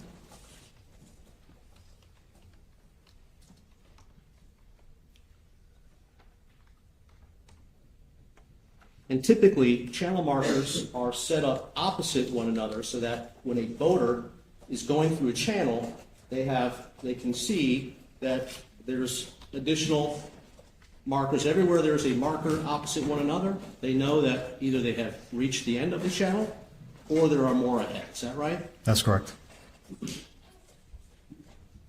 And if it is in fact true that channel marker 14 is not opposite channel marker 15, that could produce a confusing situation for a boater going through the channel at Cutter Bank. Is that correct? I honestly wouldn't say so. Not a confusing. It's usually a red and a green marker. No doubt there is a red and a green marker, but if they're not opposite one another, as you believe that they are, it could cause confusion. If you're counting numbers.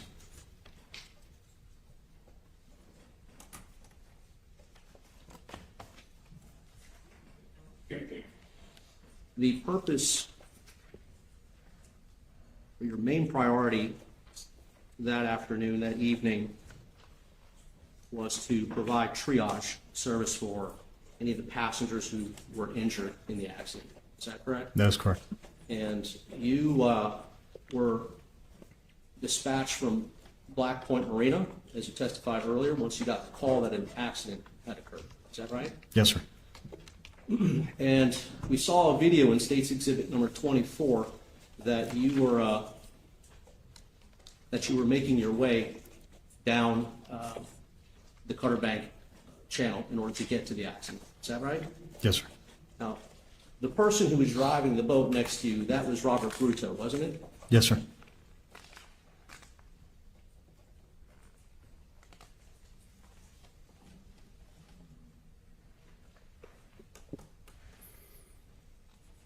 And you made several trips, I believe, or at least more than one trip, between the accident scene and Elliott Key Harbor when you were bringing patients back and forth. Is that correct? That is correct, sir. And that was your priority that day. Is that right? Yes, sir. Rendering aid. And there came a time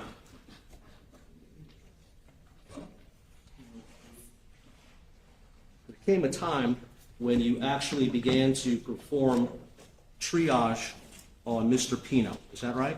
Yes, sir. And that is because Mr. Pino himself was injured in the accident. Yes.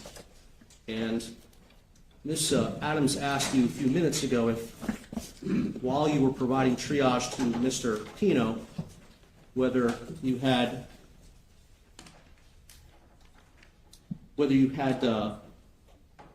placed Mr. Pino in handcuffs. Do you recall her asking you that question? Yes, sir. Was there any reason that Mr. Pino gave to you to put handcuffs on him? No, sir. Not at that time, no. Mr. Pino was concerned about the safety of the people that had been injured, right? He appeared to be, yes. He made some inquiry about that, didn't he? Yes, sir. And he wasn't presenting any sort of danger to you, was he? No, He was also an injured passenger, wasn't he? that is correct. In fact, he was bleeding quite severely from his head, wasn't he? There was a little bit of blood. I'd like to, if you could step down. May I? Delgado, sir. And I'd like to play, yeah, over here, sir, thank you. I'd like to play the clip known as Pino 3, which is on State's Exhibit 24.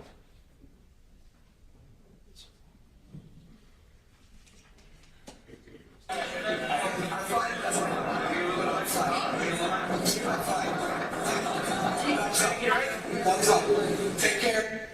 Now, you heard Mr. Pino say, I'm fine, thumbs up, take care, right? Yes. And even appeared to throw a kiss at somebody, didn't he? On video, yes. All right, do you know who he was speaking to? No, sir. It was, play again. Continue on.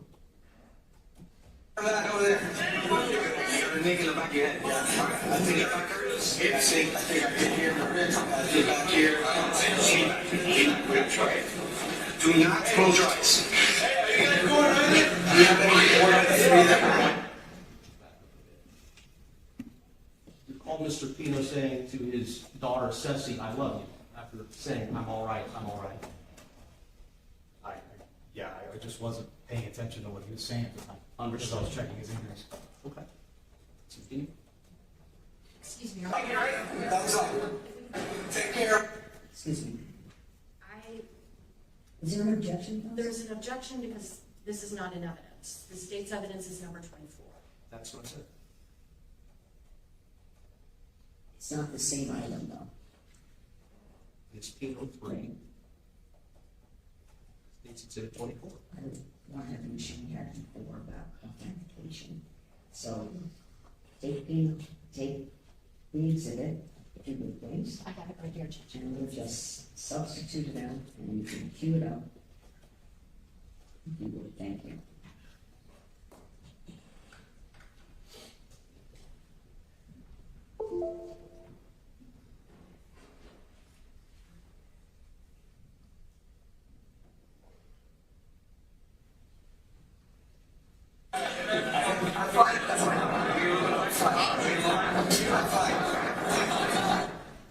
Sergeant Delgado, I'm showing you what is actually State's Exhibit 24, which was placed into evidence. Thus far, does it appear to be any different than what you viewed just moments ago? No. Thumbs up. Take care of that over there. You're a nigga in the back of your head. I think if I curse, I think I can hear the ribs. I think back here. We're gonna try it. Do not close your eyes.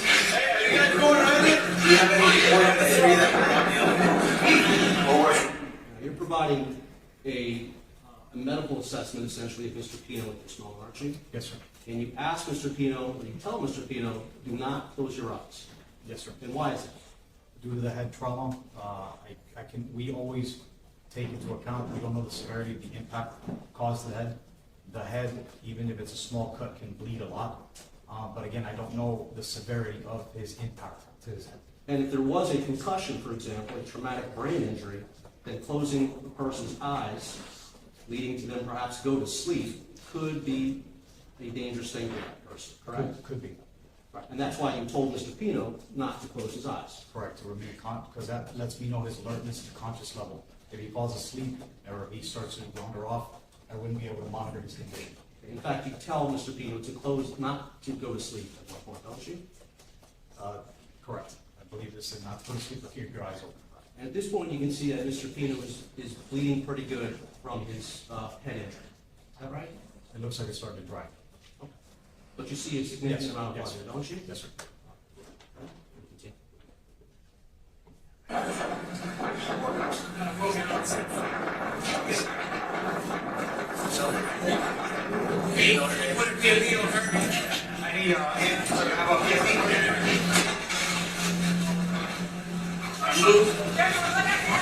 Yeah. Sassy, I'll talk to you now. I love you. Wake up. Here, look this way. This is how I'm talking to She's the one with a broken, she has a broken arm, right? Who has a broken arm? Alright. Is it bleeding? Be alright. Alright. Happens. Relax. Fall asleep on me. Let me get some of my work here. Alright, Mom. So you heard at the end there, Sergeant Delgado, at the end of this video, that you advised Mr. Pino not to fall asleep on it, correct? And for the same reasons that you just testified on the get-up. That's correct. Now, also, you may return your seat.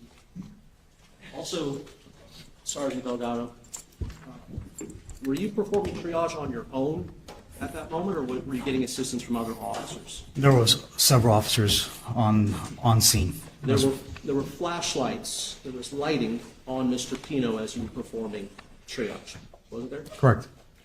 You had an opportunity to see clearly Mr. Pino's face, is that correct? Yes, I did. You had an opportunity clearly to see Mr. Pino's eyes, did you not? Yes, sir. And you were within 2 or 3 feet of Mr. Pino at any given time while you were performing triage, is that right? Yes, sir. At any time, did you notice or make any observations about Mr. Pino that he might have been impaired in any way? At that time, I wasn't looking for that, sir. Okay. At no time did you No. see anything that would indicate to you that Mr. Pino might have been impaired? Is that Correct, right? sir.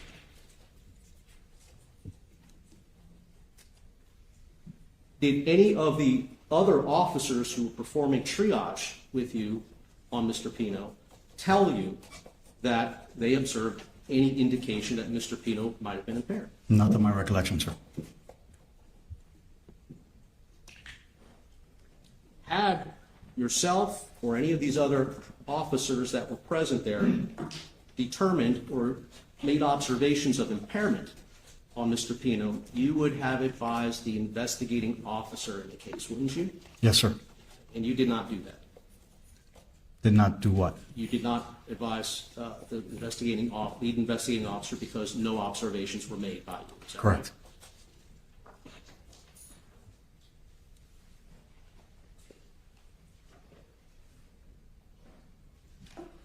Right?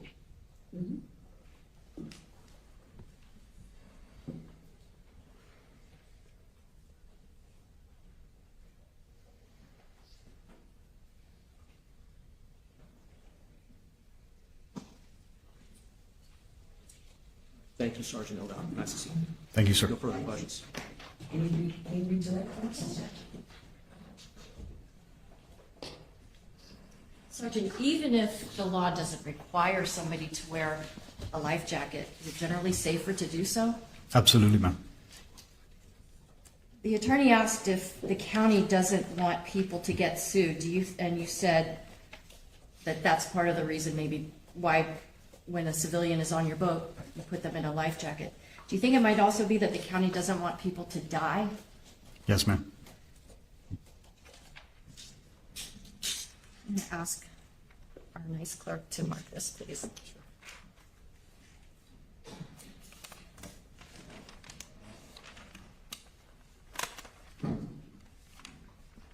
Showing counsel states 2I for identification.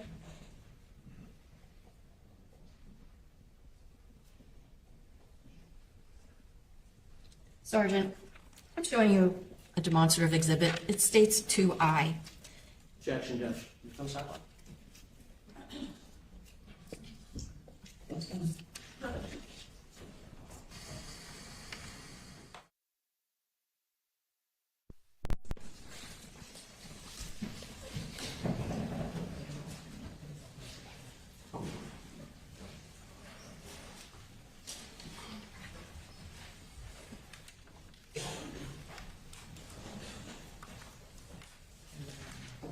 Oh, go ahead, counsel. Thank you.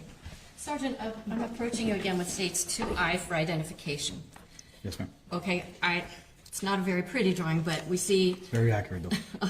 Cutter Bank, and there's a red triangle 14, that if this is due north, Yes, ma'am. and this is south, if channel 14, say, is here, and channel marker 15 in a green square is here, to your recollection, is this basically what we would see as we're going from the north to the south through Cutter Bank Channel? Yes, ma'am. And if I may, there is a navigation, I'm sorry, ma'am. There is a navigational reason for that. It's for, an old maritime sailor explained to me once. So the reason that the Coast Guard designs the markers at a catty-corner angle like that and not makes them run parallel is because at night, you know that if you're traveling from a square or green to the red and onto a green, you're staying within the channel and it's safe to navigate. Are these channel markers opposite each other? They opposite each other.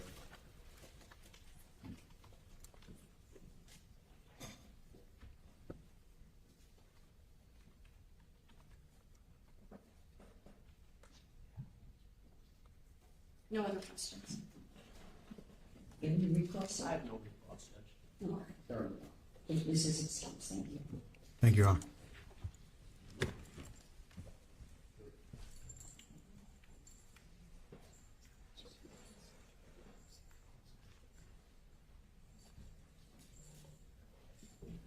State your next witness.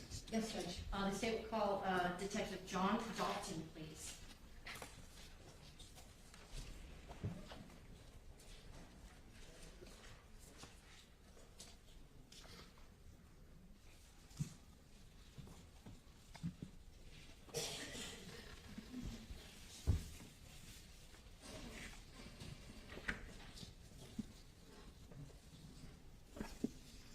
Please step forward, face the clerk, raise your right hand and swear.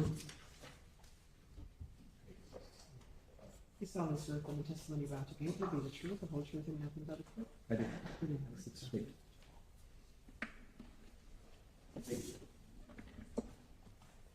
Good afternoon, Your Honor.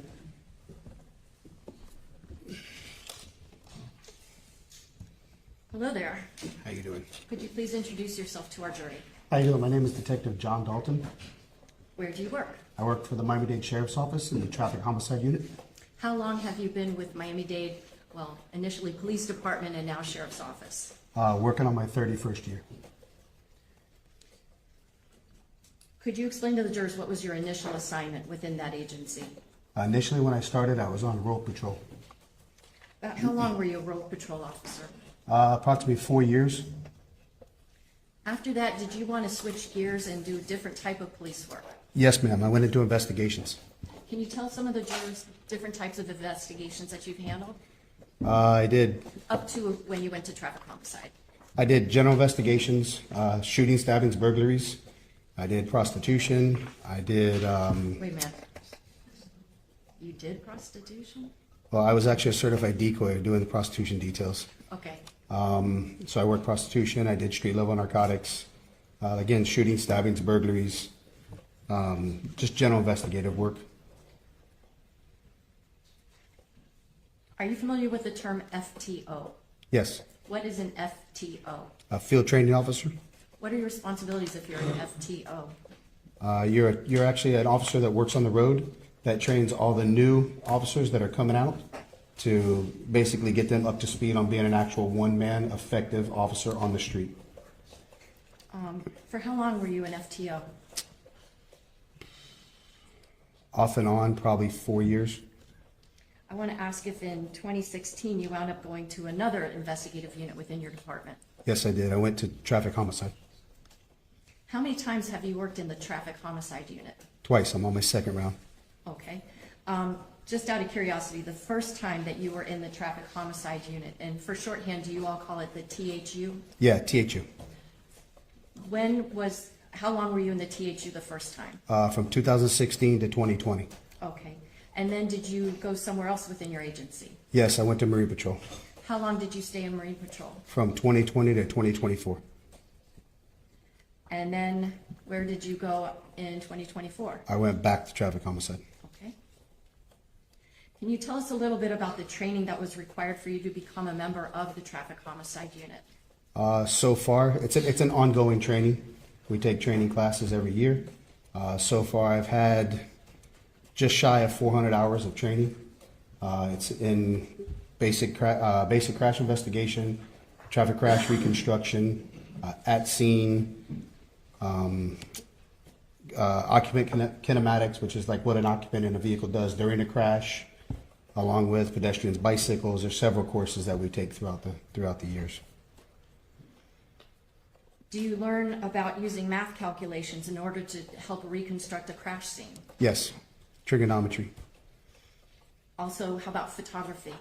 We do photography. We do all of our own photographing of all of our own scenes and everything, so we take a photography class as well. Are you familiar with the term total station? Yes. Can you explain to the jurors what is total station for measurements? You probably all have seen one and don't realize what it is. You've seen the land surveyors on the side of the road have the tripod set up with the machine. So that machine is made by a company. It's several different companies. The ones we use are Nikon, and it's an actual electronic machine that measures a specific point that you look through an oracle.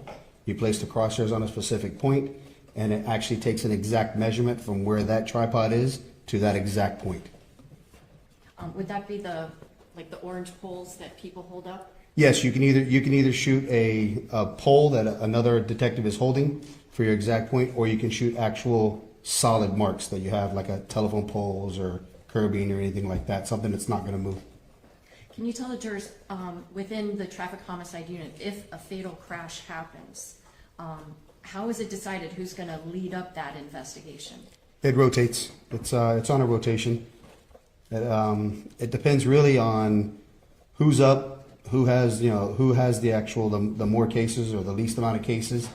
But for the most part, it rotates. In our traffic homicide unit, the day shift where I work, we have 4 detectives and 1 supervisor, and then afternoons has 4 detectives and 1 supervisor, and we rotate amongst us. About how many cases of fatal traffic crashes have you been the lead investigator on? Probably upwards over 200. And how many fatal traffic crashes have you assisted with? Oh, over 800. In addition to investigating how a traffic crash happens, do you also have to perform a function called NOK notifications? Yes, ma'am. Can you explain what that is? NOK stands for next of kin notifications. That's where we, myself and the backup detective and usually supervisor, respond to the house of the victims, and then we notify them. It's probably one of the most difficult parts of our job. We notify the victim's family that one of their loved ones has passed away in a crash. It's generally a tragic event. It's not expected. I want to talk a little bit about your time with Marine Patrol. You were there for about how long? 4 years approximately. Why did you go into the Marine Patrol unit? So I did my 25 years with the police department, and then we have a thing called DROP, Deferred Retirement Program. So traffic homicide is a very grueling, very taxing unit. You are on call every other week, and it's on call long hours. You get called out any hour of the night. Sometimes I would leave the house, at 6, 7 o'clock in the afternoon. I wouldn't get back till the following day at 6 or 7 at night working one case. If there's leads on it where you're closely developing leads, you will just continue working through the case until you get to the end of it. So when I went into the DROP, I wanted to go to a unit where I could relax a little bit, thinking that Marine Patrol was going to be that unit. And boating has always been one of my things. I've owned boats since I was 13 years old. I was born and raised in Miami. I've been on boats my whole life, so I wanted to go to a unit that I really enjoyed, doing the out on the water.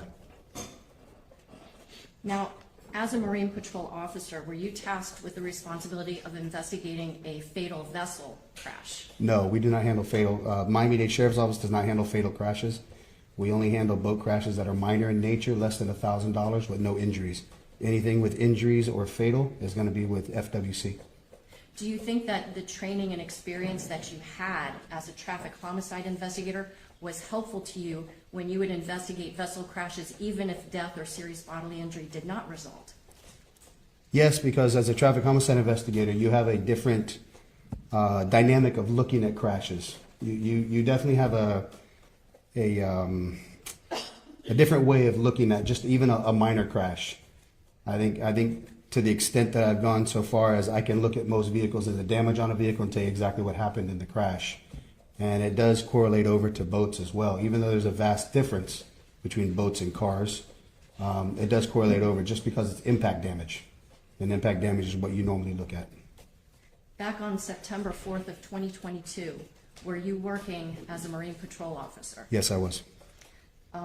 Did you get dispatched to a location known as Cutter Bank or Cutter Bank Channel? Yes, ma'am. Was that the first time you'd ever been there? No, ma'am. I've been through Cutter Bank several times. I mean, well over 100 times in my personal and my professional career. And is that location in Miami-Dade County? Yes, it is. Can you describe for the jurors when you arrived to that scene? What were you looking at? When I arrived, there's several law enforcement vessels, as well as I believe a Coast Guard and I believe there was a fireboat from Ocean Reef was there as well. But there's several law enforcement vessels and they're all rafted together. Rafting together means that they're all tied together. So I was one of the last ones to arrive because I was coming from Miami Beach where I was fueling up the boat. So I arrived and I actually pulled up on the end of the chain of boats that were lined up. When you're rafting together, like one boat tied to the next, do the boats just stay stationary all by themselves? No, but obviously it's water, it's fluid, it's dynamic, everything moves around. So when you raft up, everything is generally still floating, moving around, nobody's anchored, because at any time you need to pull the lines and get moving, especially in this type of situation. Were you the last in the line of vessels that were rafted up together? Yes, ma'am, I was the last boat tied up to an FWC boat. Can you describe what the additional responsibilities are for a vessel operator that's the last of the line for that? So in general, when you're the last one, you're actually the one that's controlling the movement of the entire line, because if you don't control the movement, the boats can actually wrap around each other and become a problem, because you'll start getting, if they go backwards, engines will start getting into engines and it becomes a problem, or the bows start touching each other. So your job as the last boat in the sequence would be to keep kicking the engines in and out of gear to maintain that line as straight as you can and not allow the vessels to wrap or to get, to put yourself in any type of bad situation or cause damage. On that particular night, if you're the operator of that vessel, do you stay on that vessel even if there are other vessels and other people that might need help? I was captaining the vessel. You stay on that vessel because you have to maintain control of your vessel. Now, at some point while you're there, are a number of teenage girls brought over the rafted boats onto the boat that you were captaining? Yes, ma'am.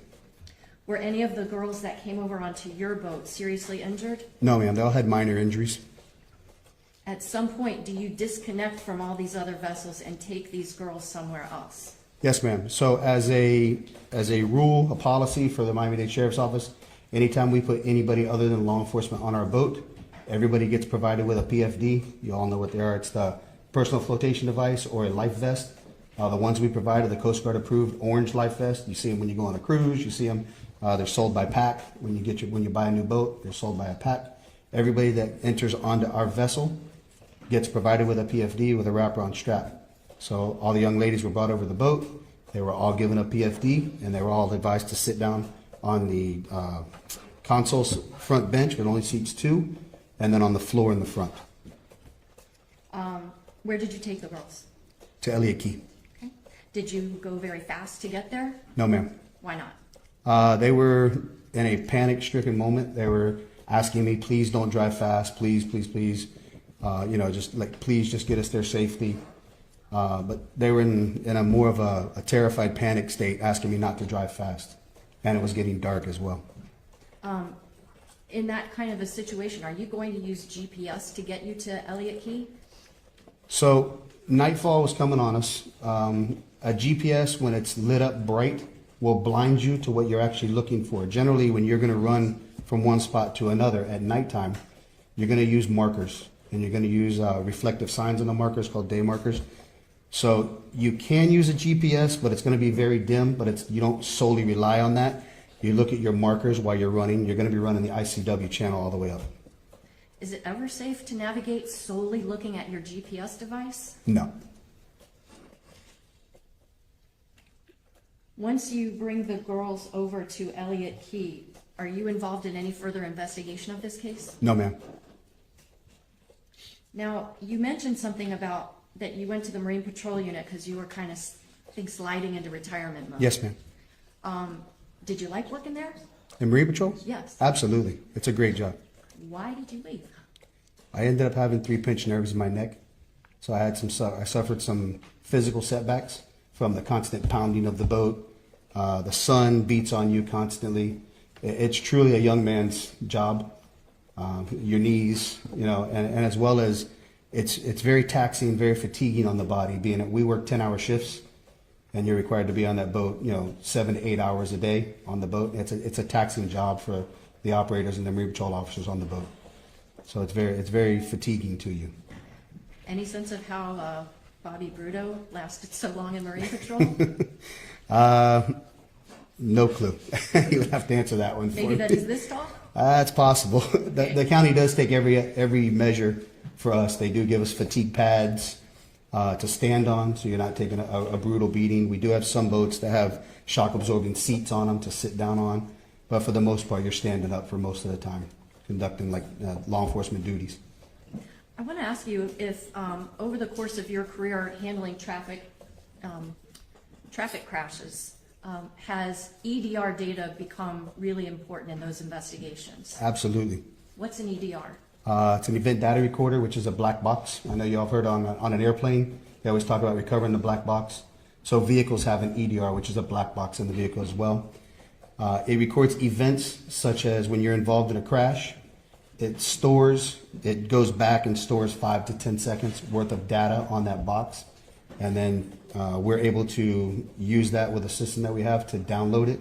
And it tells us exactly what the vehicle was doing, the dynamics of the vehicle, driver inputs, everything to that nature, steering, percentage of gas, percentage of brake, everything basically what happens to that vehicle, as well as speed and impact points. And it also covers change in velocity, which is when there's an impact, it moves at the opposite direction. Are you familiar with GPS data that is gathered on vessels? I know what GPS is. In but terms of knowing what it is, not in terms of... I know what it is, but I don't know anything about downloading it or analyzing it. I've never done that. But you use GPS in your job? Yes, ma'am.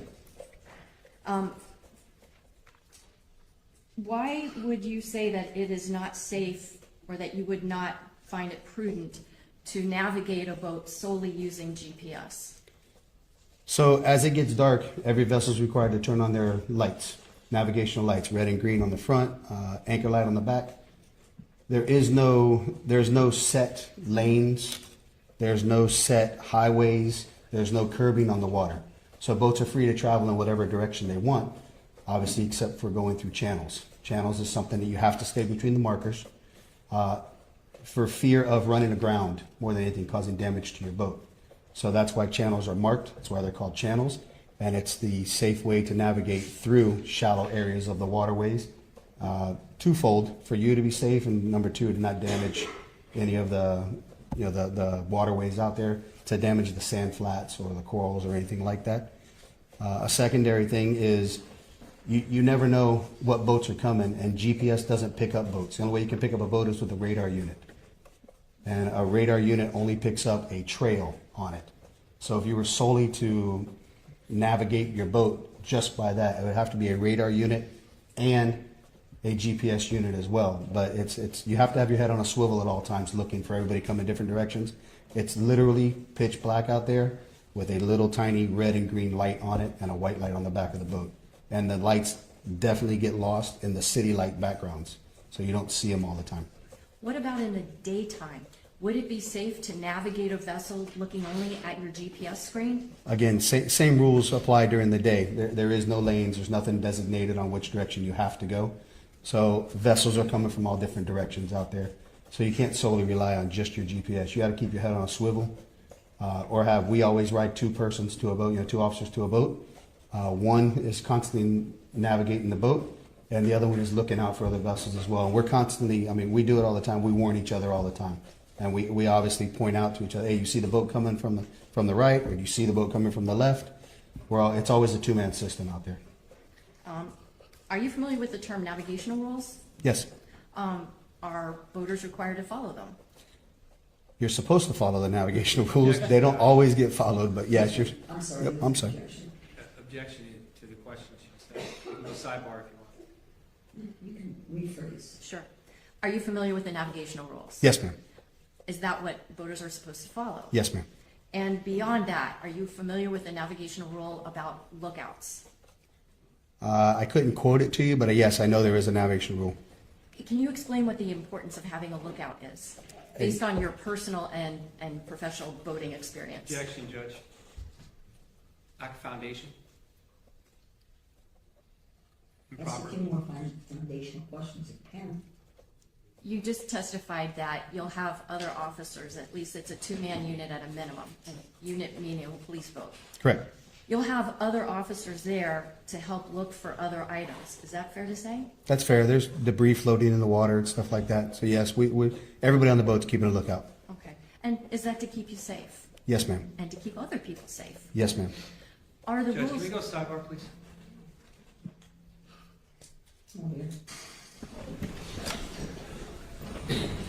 All right. Let's take it back a question, and I believe there was an objection. That objection is overruled. You can proceed. Thank you. Just backing up, in terms of having more than one person looking at where you're going, does that put you in a safer position? Yes, ma'am. And it puts other people in a safer position? Would that Yes, be fair ma'am. to say? Okay. Talking about navigating through channels, and I don't mean to ask you something too personal, but how old are you? 53. And if you've been then boating since you were 13, that looks like maybe 39 years of boating experience. Correct. Let me ask you something. In those years, have you had to traverse channels in the water? Yes. Are there rules about what side of the channel you're supposed to operate your vessel on? Not that I recall. I mean, it's general, as a general rule, people treat it just like the street. Objection, Judge, again. Okay. He doesn't have to call it rules and rules. In your experience, In my experience, it's just like being on the street. Vessels going one direction would stay on the right-hand side. Vessels going the opposite direction would be on your left-hand side, passing. having had the perspective of both handling multiple traffic crashes on land and also investigating vessel crashes, albeit not fatal ones, on the waters, can you explain some of the challenges why a vessel crash could potentially be more dangerous even than a motor vehicle crash? Objection, Judge. Sustained. In your experience, do boats have brakes? No, they do not. Do they have airbags? No, they do not. Are they equipped with seat belts? No. How about a steel cage? No. Are boats made of fiberglass? Yes, ma'am. If you're ejected from a boat and you're not wearing a PFD, can you drown? Yes, ma'am. No other questions. Boss? Yes. Good afternoon, Detective. Good afternoon, sir. My name is Ed Armelino. I represent Mr. Pino. We've never met before, correct? No, sir. When you were transporting the girls, you said they were seated on the boat? Yes, sir. And they were on the floor of your boat, too? Some were on the floor, some were sitting on the center console. And was that in the front of your boat? Yes, sir. And you testified that you were familiar with the ICW, the Intercoastal Waterway? Yes, sir. Very familiar, would you say? I've traveled it several times. Okay. And when you were transporting the girls on the bow of your boat, was that at night? Yeah, well, the sun was going down, it started to get dark. Okay, and you had no radar on the boat? No, that vessel doesn't have radar. Do you recall how fast you were going? I didn't actually study again, I'm not looking at the GPS or anything like that. I would say no more than 40, 45, maybe at max, but I don't think I was going that fast. There was no urgency to rush to the island. None of my passengers were gravely injured at that point. Okay, and you felt in those conditions that was a safe speed for you to travel? Yes, sir.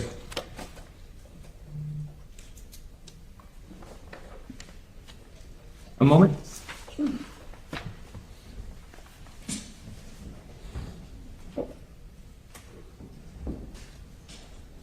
I'll be further, Judge. Thank you.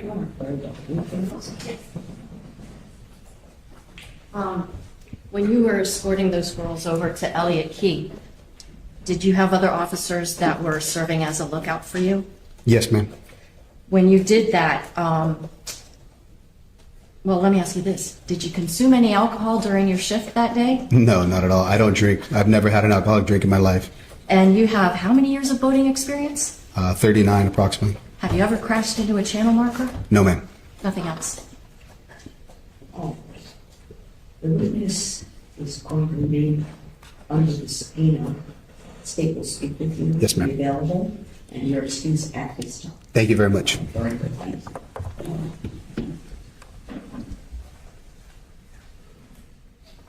Based on our scheduling discussions earlier, I think we would stop here. And we end the arrangements of our witnesses for the jury.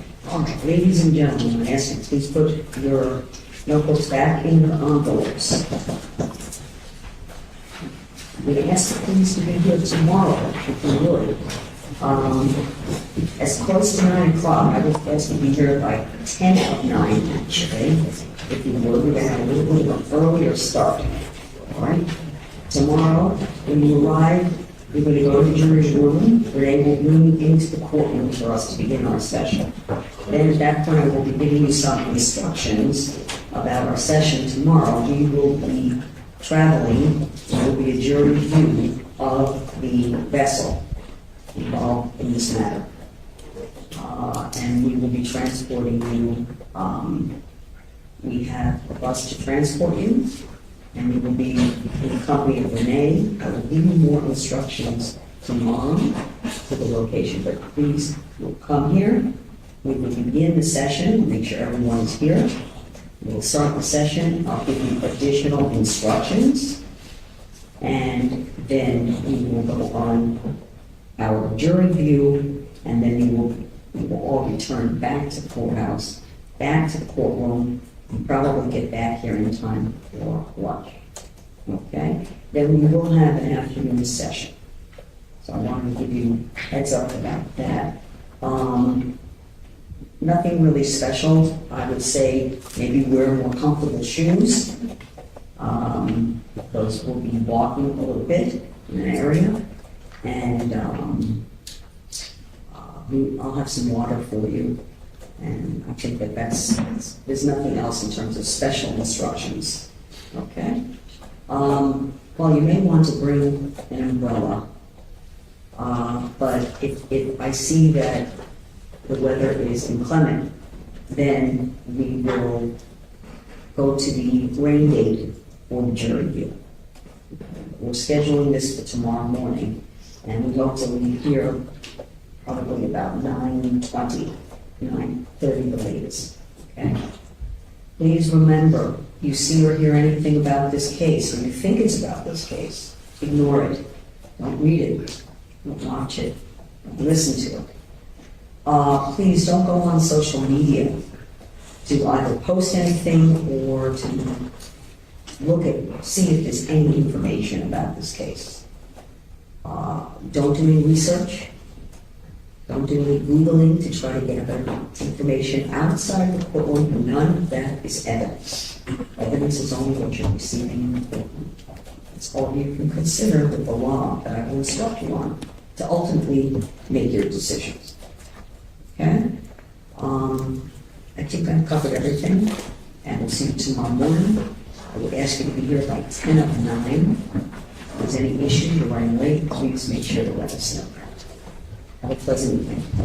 Take your notebooks with you. All right, please be seated.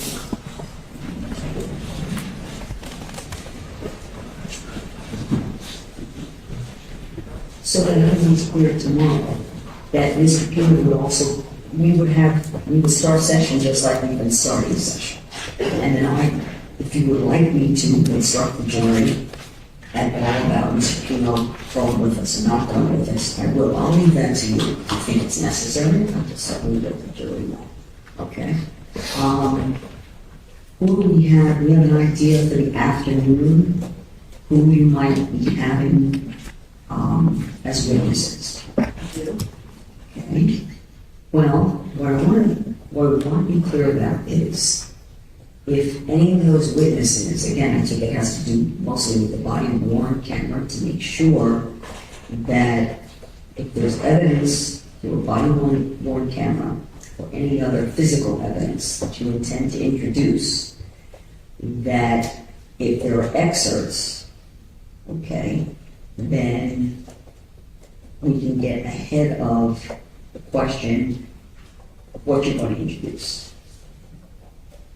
And if there are excerpts that the defense intends to introduce of a body worn camera through any of the state's witnesses that are remaining, and again, you're not required to, I'm not going to order you to do that, then I would like to have either one or two things, either the opportunity again for the defense to be able to authenticate whatever the additional evidence might be, so that they might be able to, through cross-examination, present whatever evidence, which we allow that. That's not the typical function, but we allow it. And if not, it's perfectly fine, but then to make sure that the defense understands they will have to bring, like one or two witnesses today, will have to bring the witness when you start your case. Okay? So that's why I'm asking. I understand, Your Honor, and I don't anticipate tomorrow there'll be any body-worn camera footage. Okay. All right, so we should. Does that include, there's also Lieutenant Thompson where they did drone footage, they did that whole experiment on the water. Is that tomorrow? I think that there'll be some footage from the recreation, Your Honor, yes. Okay. All right, so that's, you're going to take excerpted portions of the recreation, or you're going to play the whole? No, because each time the vessel goes through the channel, I don't know, maybe it's like a minute or so. So there's just footage from the drone of Lieutenant Thompson piloting his vessel through the channel. And so it's not that there's clips, it's just, there's... It's one video. No. Oh. There's multiple videos because the vessel was run through the channels on different times, and the drone was placed in different locations to film the vessel traversing the channel below. Okay. Does that mean it's the entirety of the drone footage that you're going to present, or there are segments like we had today? One, 6 seconds. It's different than body-worn camera, Okay. which lasts, say, an hour long, and you select clips from it. Okay. What this is there were specific times, okay, like clip one or video one, probably more precisely. Video one might be, for example, the drone is at the southern end of the channel, and the vessel is traveling south toward it. Video 2 might be the drone is in the northern part of the channel and follows behind the vessel as it traverses the channel. So there's different videos. It's not that they're clips so much because they're not part of a larger or longer video. Okay. From what you have of the Yes. drone video, let's take the totality of the drone video. Is it your intention to introduce all of the drone video? If it's not, that's fine too. But there may be aspects of the drone video that the defense might want to present. And rather than attempted authentication in court, just want to make sure that the defense understands that, and they would have to have that witness back to present whatever else of the drone video footage that might not have been shown that they would like the jury to see in their case.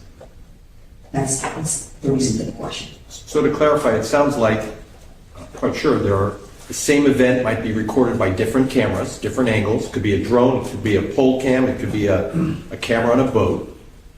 I don't know how many of those the state is using, but they created it and gave it to us. This is not an authentication issue. No, I didn't say it's their, it's what they created. Correct, and they turned it over to us as part of their discovery obligation. This is not about authentication. They are obviously authentic. Okay, but it was different from one, because you then created separate. We just took a smaller portion of what they produced to us. And created essentially your own, but it's the same information. We didn't create anything. We simply proposed to publish only a smaller I got portion you. of I it. understand the whole thing. We don't have to make this more complicated than Exactly. Okay? They had, Present your evidence tomorrow. I will. Make sure you have the witnesses that you are going to be presenting or attempting to present any evidence through, subpoenaed, and ready to testify. If you cannot, through any of the witnesses, present defense evidence. Okay? I'm just perplexed why counsel thinks that just because the state turns something over in discovery, that that's the same thing as authentication from the witness. Okay, we don't need to discuss it anymore. It's clear what happened today. I think it's going to be discussed again. Well, no, it's I not. understand. It's not being discussed. Okay. Okay? Thank you, Judge. Okay, so, have your witnesses subpoenaed, whatever your evidence is that you wish to introduce. If it's something that is not presented during direct examination, and you would like to get it in through the witness that's testifying, you'll present that witness as your witness at the appropriate time. Is there anything else? Yes, Judge. It's 403 or 408. Well, I think I'm gonna make an independent trip myself, Okay. to just get a feel, and I can email everyone as to what I see, if there's any potential difficulties. So I should advise FWC that you'll be there? Yes, at some point, in the Um, next hour or so. Yeah, no, I know, just so I can give them a rough ETA. If you would, Of course. you know, So before 5:30. we're excused from that Yes. event? We have, and did, Sergeant Lopez, did he come in to see you? He did, and I provided him with the information he asked me Sergeant for. Lopez is the Miami-Dade police officer who's going to be escorting us and driving the van with the jurors and with Renee. So, but he needed the contact person so that we get there, we don't have a locked gate. They know we're coming, and we know we're going to be there. But he's going to be in communication.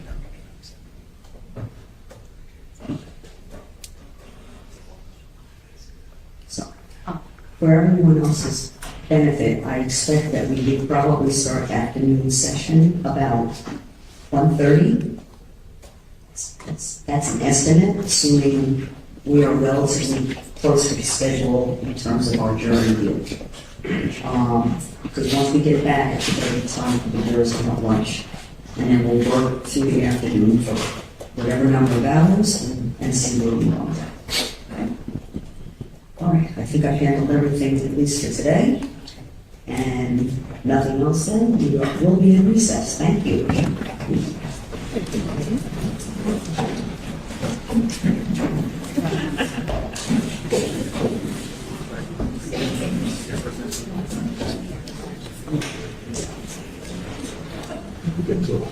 Chris,